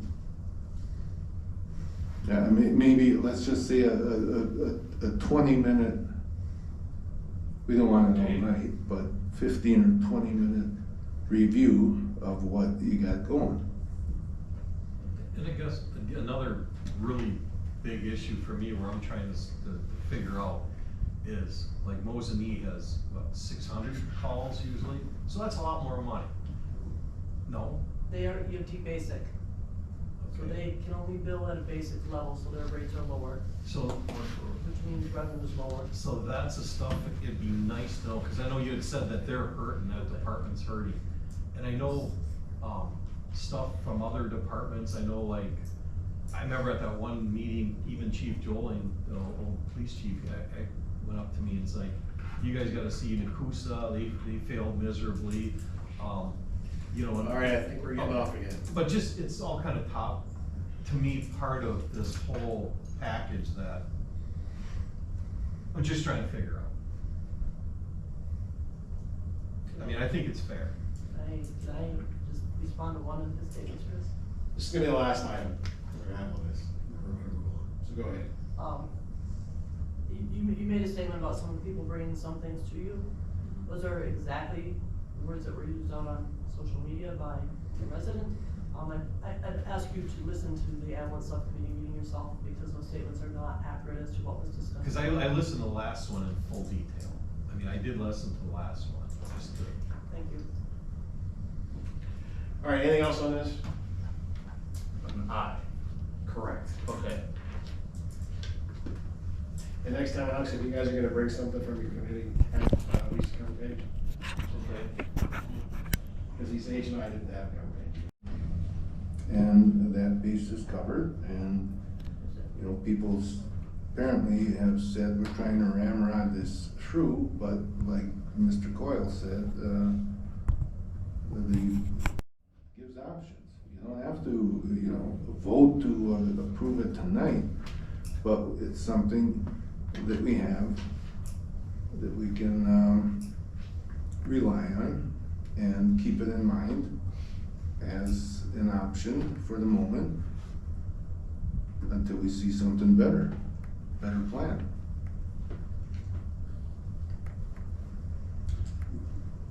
well, we've talked, obviously, we're the ambulance subcommittee, as far as they're concerned, they've, you know, they're continuing their work and, they'll eventually come to a conclusion on, you know, what the, what the actual cost will be. And as we just discussed, if I heard correctly, did we receive an unsolicited, offer within last week from Safer? Oh, okay. How did that compare price-wise to Riverside? It would, in total, be cheaper because they would drop the admin fees. Hang on again, this is not on the agenda. Well, it's Where I'm related. going with this is, you know, I'm not inclined to agree with doing this when, you know, maybe putting out an RFP would be the, Well, we just talked about that with the attorney. Shop around and see what's available. yeah, so that's what I'm saying, is I don't know that any, in here too. where I'm going with this is saying, I don't know that we really need to, great, we have their numbers, we know they're approved by their board. But where I'm going with this is saying, I'm not really sure we need to take any action on it at this time. Well, The letter that we got here in the packet doesn't give an expiration date of the pricing.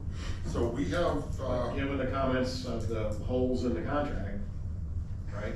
Yeah. So we'll need to review that. mhm. And so I think at that point, then, once you fix whatever concerns are with the current contract, that's gonna require an RFP. Right.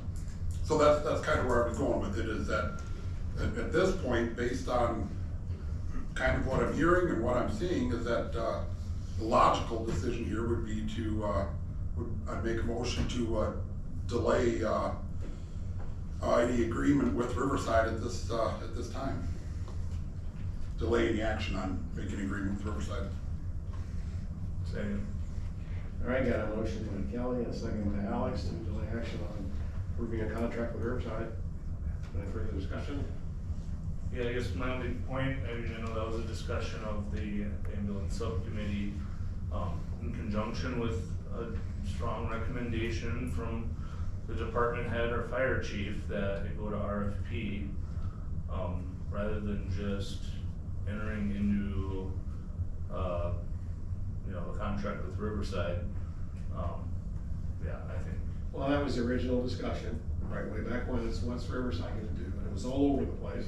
So the board approved Ken and Chris and Teresa to go talk to them. And then further discussions with them to try to get a hard number, well, we finally got one, so that's what we were trying to do. So we have that. I mean, truthfully, getting an RFP from, the available ambulance providers would probably just help the committee with their work. Well, in my mind, an RFP is not even an option. We've got good service with Riverside at a great price. We were concerned before about having Safer and Riverside merge, and then they would jack up the prices, so then we would be out of luck, and that's why we need this ambulance service for our own. Okay, so what I see is if we go with Safer, that's gonna undermine Riverside, and in the long run, probably force a merger. And then once you got a merger, now you got no competition. As long as you can keep Safer going and Riverside going, we've got competition between the two. And that's where we're gonna continue to get a good deal. If you go, you know, even if Safer gave it to us for half price, sure, for now we get it, but once Riverside, you know, succumbs to the financial pressure of not having us part of their deal, and then they have to merge, that's when we get, you know, the squeeze put on us. Well, So I don't, you gotta think in the long term here, as far as the results of doing what you're talking about. well, He's just talking about delay in action. yeah, I was just delay action, but I just want to point out the letter that came from their interim chief, they had already decided on October 4th not to continue pursuit of a possible merger with Safer, and then added, they did not see their district revisiting this in the near future. So apparently, they feel like they'd be fine as a separate entity on their own going forward, so we really, I guess we wouldn't, according to them, we don't need to worry about any combining there, so we would have two options at least. So, and that's from, that's in their words, so. Frankly, I'm agnostic to all of the options, just whatever provides the best service at the lowest price for our residents. I'm not beholden to Riverside. I find it a little strange, there's been so much rhetoric, like only Riverside, Riverside and Safer. If they're offering the same level of service with similar response times, one's cheaper.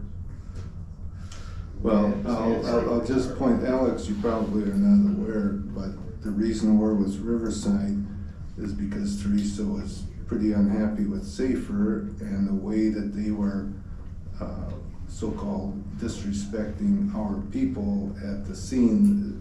Somehow there was friction there, and that's what led us to go to Riverside, because Safer, they had basically a bad attitude was the selling point on Riverside. So now we're with Riverside.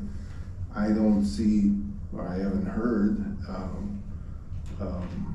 complaints about that issue.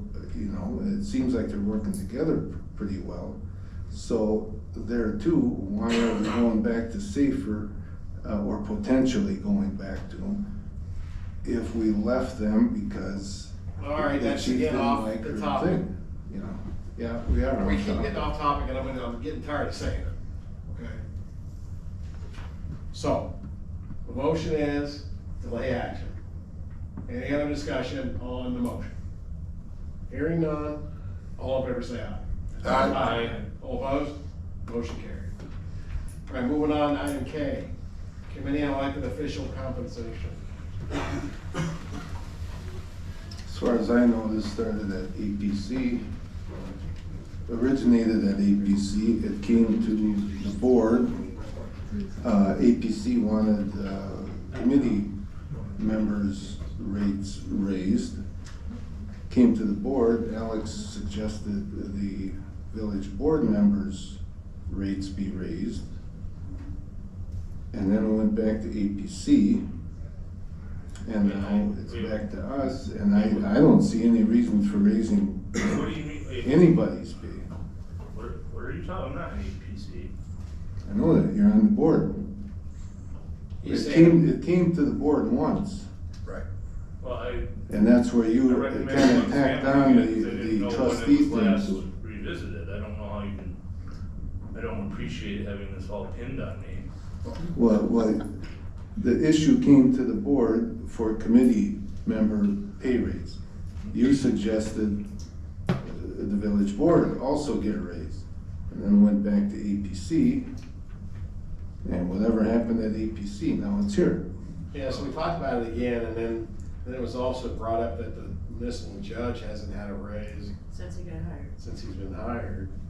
The last time trustee and village president pay was adjusted, and Rick, you can maybe help me with this, I think was 2007, maybe? 2017, yes. On a good note, no matter how we vote tonight, if we were to approve this, nobody here in our current term would ever see a raise. Right. So it isn't like, just for the public's sake, none of us would benefit in their current term from voting to a raise. Well, this is one of those things that I certainly I wouldn't go for it anyway, but especially right now, until we find out where we're at with our budget numbers. Right, and that's probably valid, because we don't have to do this.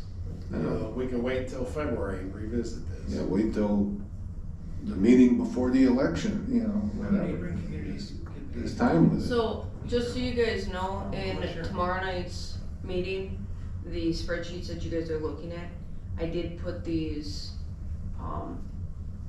costs in there in case you guys did decide to approve it tonight. So in those spreadsheets that we will be going over tomorrow. So again, if you guys decide not to do the increases, then we would be taking that back out of the budget. Just wanna make that. Right, I've got them all marked off. Yeah, I would generally agree it's prudent to wait till the budget meeting on the elected official part.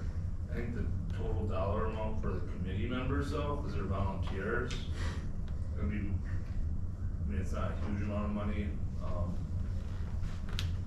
I'd be more willing to approve that part right now. But they were the last group that had a raise. From zero. Of all these right? people, they were the last group that got a raise. And I They think were that at was zero, right? 2010 or something. It went from, I think it only went up $5. I think it was only $20. It went to 25, but I think that was 2010, 12, maybe? And I was just saying it from a budgetary standpoint. Right. Like that and maybe the municipal judge, but. Well, I just think, you know, if you're volunteering, volunteer, and if you get a few bucks for your gas money or something, fine, but, if you're doing a good job, $40 a meeting isn't worth it, and if you're not doing a good job, it's too much, so, I would rely on the civic, consciousness of the people. If they want to volunteer, it really shouldn't be for the money. You shouldn't lose money, you know, like I say, $25 pays for your gas and whatever, but at this point, especially with budget issues, it just seems like a really bad time to even bring it up. Well, then I guess I'd make a motion to table this until after we know what our 2025 budget numbers look like. Second. You got a motion by Kelly and a second by Aaron to table this item. Generally, when you table something, you need a firm date. So can you supply a date? First meeting in January. That's where I was just trying to grab the calendar here. Well, you can just say that. It looks like, second, fourth, till 10th, the something. January 13th, 2025 meeting. Thanks for the specificity. We don't remember that? Well, I would just do it She's after we right create at the that. budget, right? I mean, I would prefer to, right, I mean, I don't know when we'll have the budget, like, when is our planned budget hearing date? Is our budget meeting tomorrow? Tomorrow, 6 p.m. Tomorrow's the budget hearing? No, tomorrow's just a budget meeting. Workshop. It depends on what Yeah. happens tomorrow to determine when the hearing could be. We'll need to figure it out tomorrow. Yeah. But it's gotta be done by December, Yeah. early December. Do you wanna do this in December? No, There's no. we have a date. There's no need to push it. Yeah. Because the next item is, are we even gonna meet on the 23rd or not? I don't wanna meet on the 23rd just to talk about Yeah. volunteer committee member compensation. All right, we have a motion second to table this item until the first meeting in January, which is January 13th. Any further discussion? Hearing none, all in favor say aye. Aye. All opposed? Motion carried. Item L, discussion of municipal fee schedule increases. All right, Greg, finally. Alright, so what I came up with is the right-of-way excavation permit fee increase. Currently what we charge right now for anybody who does any work in the right-of-way is just $100 flat rate. That doesn't matter if you dig into a road 18 times on a project, doesn't matter if you put in a culvert. So with Michael's construction right now, we have a lot of damaged roads that they are fixing for us, and we charge them straight $100 for the entire thing. Where other municipalities will charge tens of thousands of dollars for that project that would be cost for the village to recoup in case we find something a year, 2, 3 years from now where they bore underneath the road and damage a sewer, a water line, something like that, that might be unforeseen that we have money to fix the street, otherwise $100 doesn't really get too far. Also with all of our asphalt streets, chip sealed streets, if they dig into it, they have a trench there, they patch it, might be good for a year or two, you get the thaw cycle, all of a sudden you get that dip in there. Who's on the hook for it? We are, because they patched it to our specifications, but now we have to fix it where we get that money from. Okay, page 163, is that your current rates, or is that what you wanna raise them to? That'd be what we raise it to. Looks a little low to me. We can make it whatever you want, that's just kind of what I have in line with other municipalities, what they charge. So I was just putting a number based on other people, we can set the bar high, we can, whatever you prefer it to be. So I just want it to be more than $100 flat rate right now that we have. Well, if that's the going rate and you think it's fair, I guess I would move to approve the fee schedule. We can also revisit this every year, we can update it twice a year, it totally up to the board of what we do with this number. Well, I would definitely agree, you know, looking at it on a yearly basis. Absolutely. Yeah. Absolutely. I'll second that then. Alright. Got a motion by Ken, second by Chris to approve the municipal fee schedule as presented. For excavation purposes. This is for anything, This it's is- like utility. this is number basically, N, like Chris. WPS comes in to do Correct. projects and stuff. Correct, anybody who puts a shovel in the right of way, could be any contractor, public service. Yeah. you name Okay, it. you gotta be a little careful on. That rates you charge. municipal I one- do like the idea of setting it Is that on not in here? other municipalities, that because if you charge it municipal too one high, you was- end up like some Oshkosh trustee where brought that they're up in litigation, Last so. board meeting. Right, Oh, that's all I want to stay Oh. consistent with other. Yeah, we're on the wrong item. Hang on, we're on the wrong item. So I said item L, municipal fee schedule. Whose item is this? It was one of the trustees brought it up last, to be on the next agenda. I think that was me, Chris. Well, there's nothing here on it. Yeah, I didn't submit a report for this one. Item L, you brought that up? It was that plus the legal searches. Is this, okay, well, is this item And I if think there's it was nothing just- in the packet, we can't talk about it, right? Okay. So then, what is it L the same as? They're kinda connected, so because Greg was looking into this, I thought it'd be a good opportunity to look at other permits and fees that the village currently does to see if we are in line with neighboring communities, not that we're shorting ourselves in any other area. So I think now would be a good time to look at those as well. So who did you talk to about it?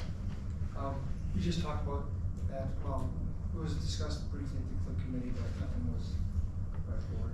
actually, So you're talking about fees like for the ball diamonds and stuff like that, or? Apparently, or I thought we did that We literally like a just year did that. ago. We did, I don't think we did everything, we just did some things, because like the fees for animal license and bartender license, none of that went up. Well, So I don't think everything was done, what's a dog license cost? that's set with so, it. but that's why. I mean, I think But I'm I know just I saying, voted there's only against certain the dog. things that were changed. I don't know, that's enough, I hate to charge people just for their dog. We should start charging for cats. We don't Well, charge and I for What is- believe Oh, yeah, Aaron, cats, you raised the rate on cats, yeah. All right. so if I recall correctly, I believe Aaron, you just wanted Greg to compare it to other Yeah, municipalities. not that we're getting the short end of the stick on what some type of permit compared to neighboring communities. So would you like me to go through the entire fee schedule that we have, or we can choose certain items? that- I would do that with the support of the board, I would like that. So for the next meeting, you're gonna come back with, I think it's gonna take a little longer than the next meeting if we go through everything. So Oh. I'd have to confer with department heads and confer with other municipalities to see where we stand, like, we're gonna look at building permits, dog licensing, culvert replacement, and there's gonna be a whole maybe litany of things. first meeting of December, so Sure. we could have it Yeah. planned for. Cat license. Yeah. 25. Yeah. Cat license. I think a month would be appropriate, if I go through everything, Right. so. All right. Okay. All right, item M, consideration to change or cancel the village board meeting scheduled for December 23rd. well, we can't talk about that because it's not in the packet. It clearly says what the item is. There's no doubt what we're gonna be talking about. I move that we cancel the December 23rd meeting. Second. All right, we got motion by Ken, a second by Chris to cancel Christmas again this year. Yeah, I don't have to On take the December blame for 23rd. that this year. Any further discussion? Hearing none, all in favor say aye. Aye. All opposed, motion carried. All right, now we're on item N. So the motion from Kelly and No, if you Ken and Chris apply to this item, which was to approve as presented.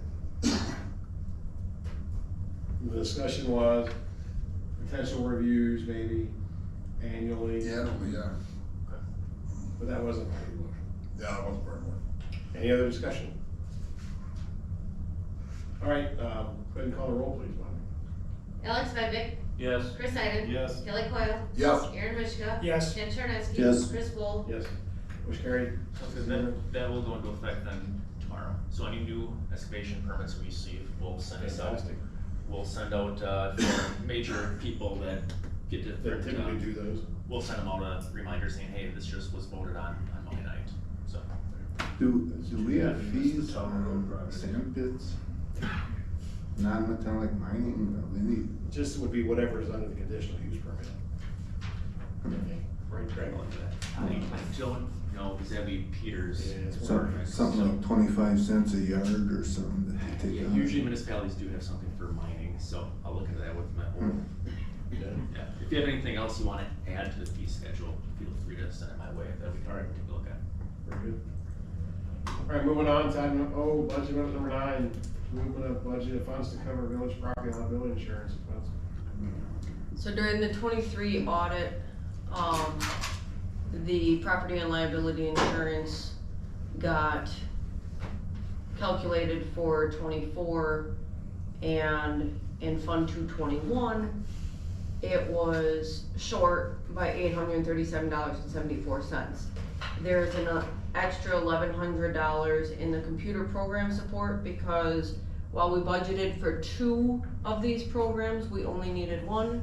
So I'm just asking to approve money to move from the computer program down to the property and liability insurance, all within Fund 221, except they do move from one department to another. That is why this budget amendment is here. I'll move we approve budget amendment number 9. Second. Got a motion by Ken, second by Alex, to approve budget amendment number 9 as presented. Any further discussion? Hearing none, call roll, please. Chris Bull. Yes. Ken Charneski. Yes. Aaron Mishka. Yes. Kelly Coyle. Yes. Chris Iden. Yes. Alex Vidvik. Yes. All right, motion carried, 6-0. Item P, fire department surplus auction items. So I'm just asking permission to put the items in the packet that, on the surplus auction, the items that we no longer use or are used or are no longer usable. Includes the old vehicle. Car too, yes, how we call it. I'll make a motion, we allow the fire department to dispense with the unused items. Second. Jay made a motion, Kelly made a second. To have the fire department go ahead and dispose of their surplus items. Any further discussion? Mr. President, nobody asked about the pump machine. I already asked about it. Oh, I asked about it. yeah, you should know Frida, it don't work, it's a paperweight. Pretty much, yes. Anything else? All right, all in favor say aye. Aye. All opposed? Motion carried. All right, item Q, contract for renewal service, Vestas.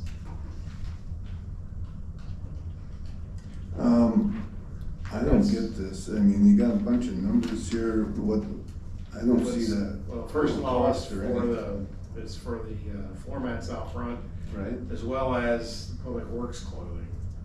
So they're basically cleaners, so they do the uniforms for the public works department, and they do the road Right, I mats. get that, but there's no total cost or anything on here, or is this something that there's any competition on? I mean, I don't see a comparison. It's a new company that bought them out. Are these higher than These it are, was this is last the year? current, this is the current company we're using. This is Aramark. I thought they got a new name. They're Vestas now. Yeah. They were Aramark. Okay, so, Contract It's expired. the okay, so current- they weren't bought out, but somehow they changed, so. Yeah, so it's Is the this, same, the contract's the same as it was, just a different name on it. as I understand. I'm just trying to see if this is, somewhat more expensive than the last contract, or, I mean, we got all these random numbers here, but no, like, annual numbers or stuff like that.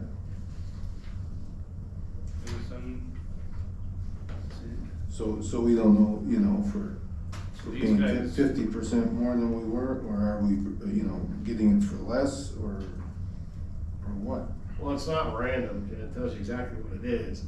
The reason that there's no quantity is because maybe the public works guys didn't bring in 20 pairs of jeans this week, maybe they brought in 10.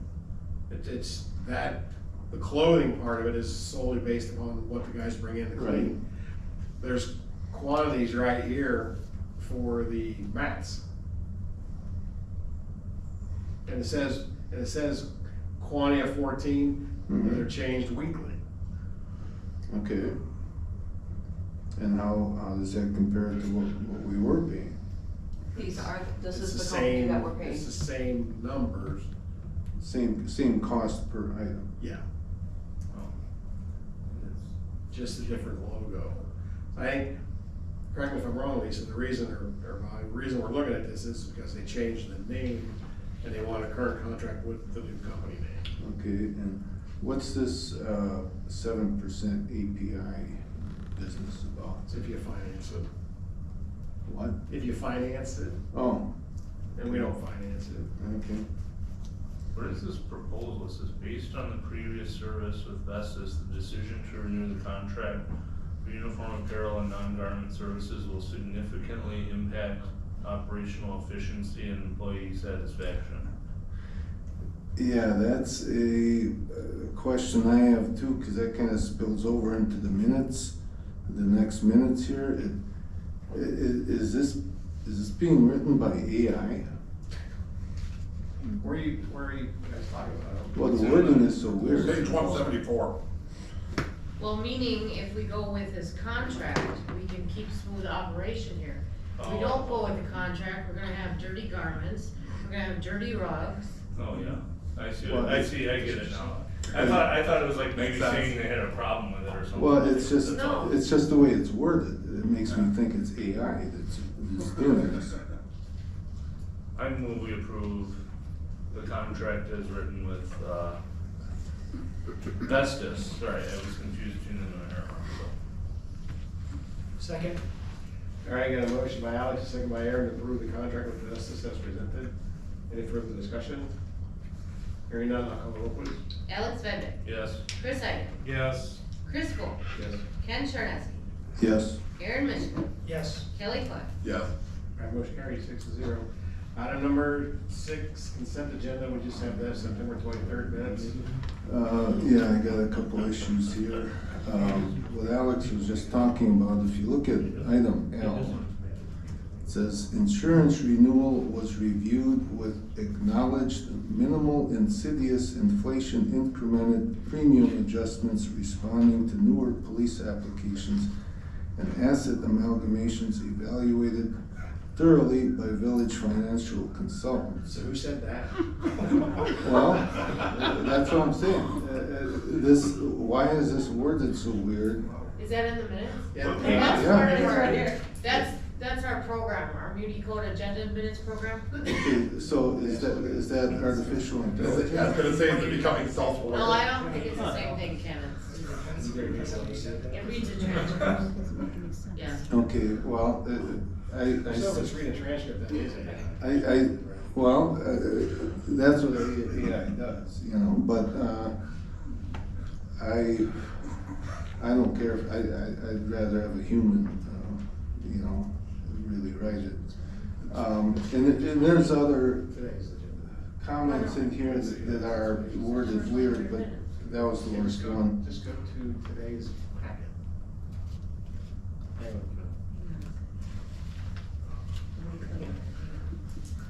A little slow. Good, I don't know. On this one, right? R? Yeah. Just gonna- Okay, which one?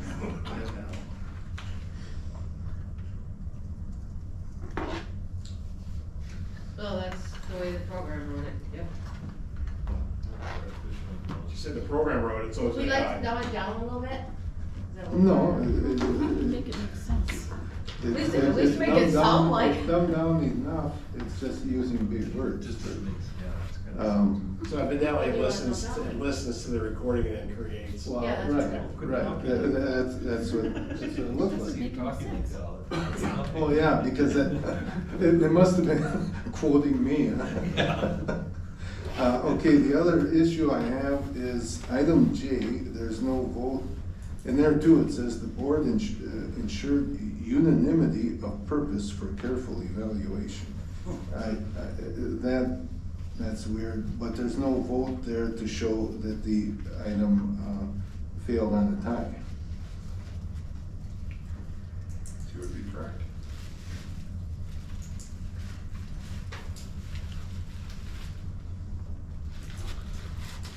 Okay, got it.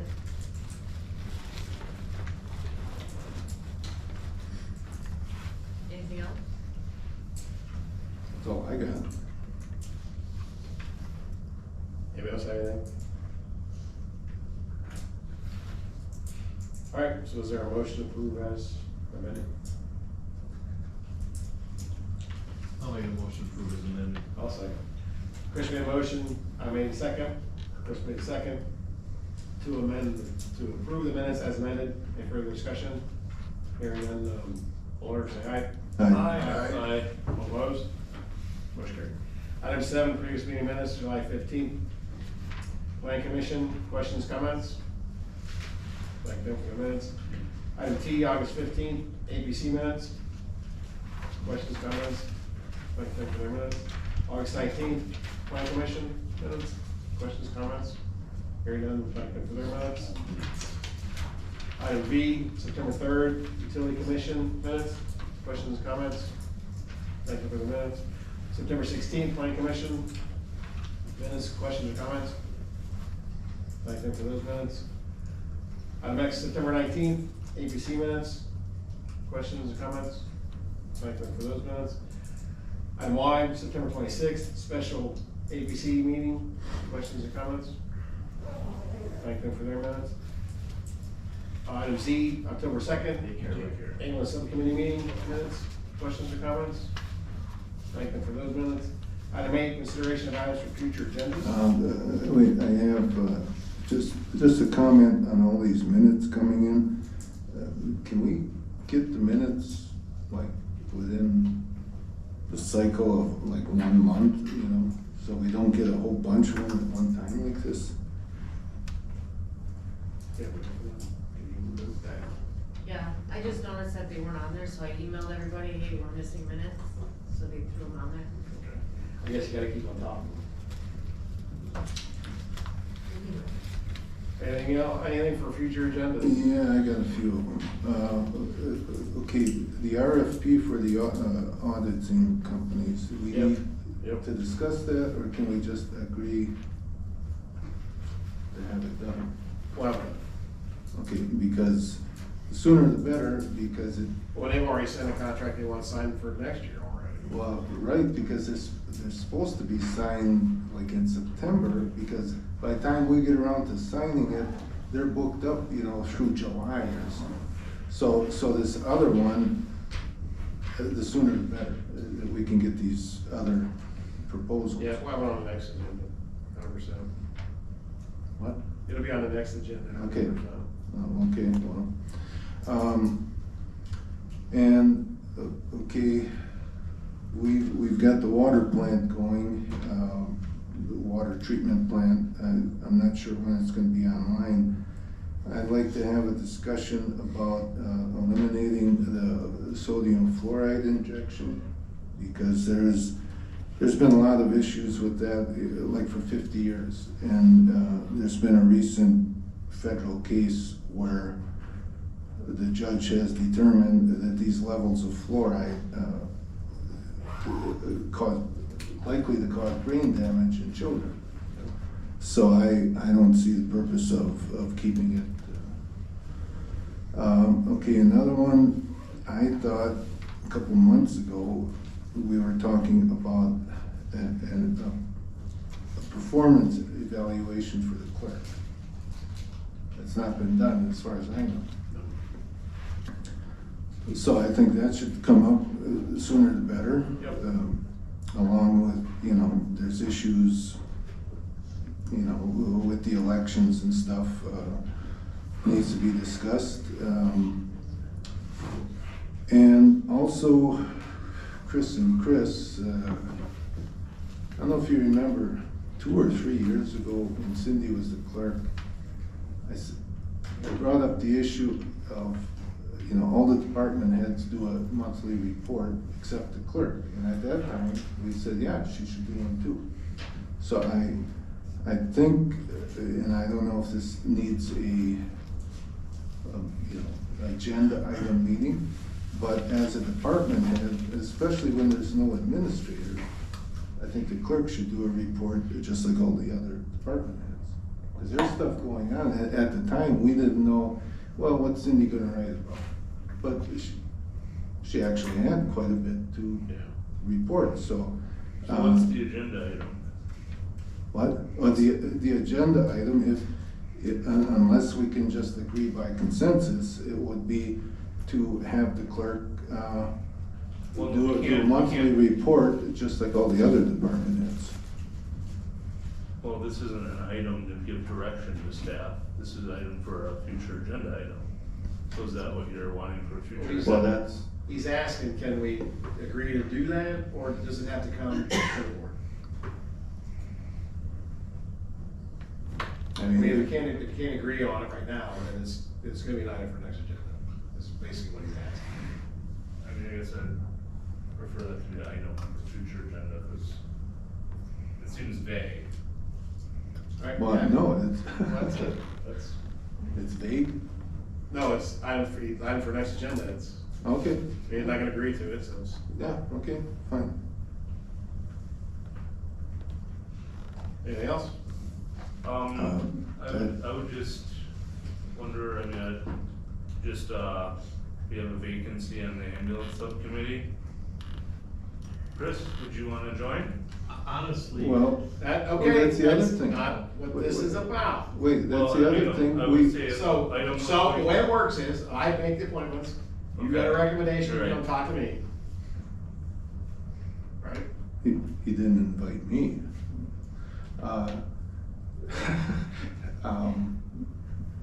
Don't we have at the next meeting, We will. empty Candidates, trustee? yeah. We'll have- Okay. We'll have whatever, And however. wouldn't many that people we have. person then take, the absent person's place on there? Well, they could if we decide to do it that way.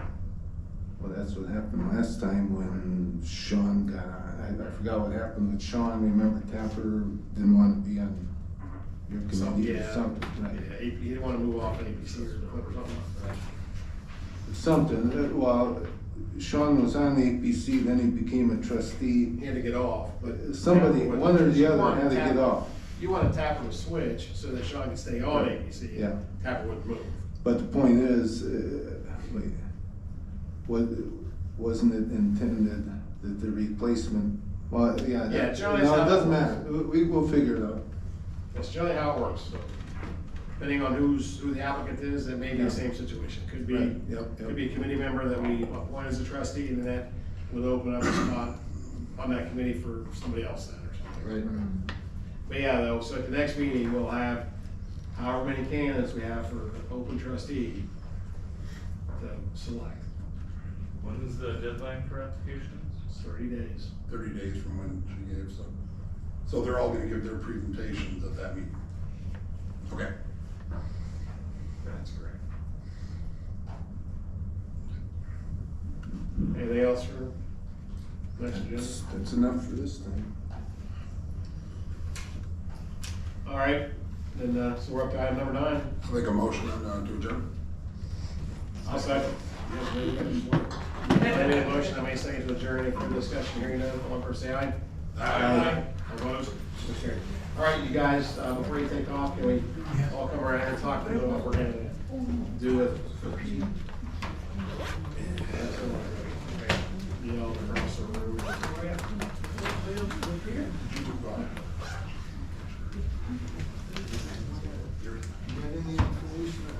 I can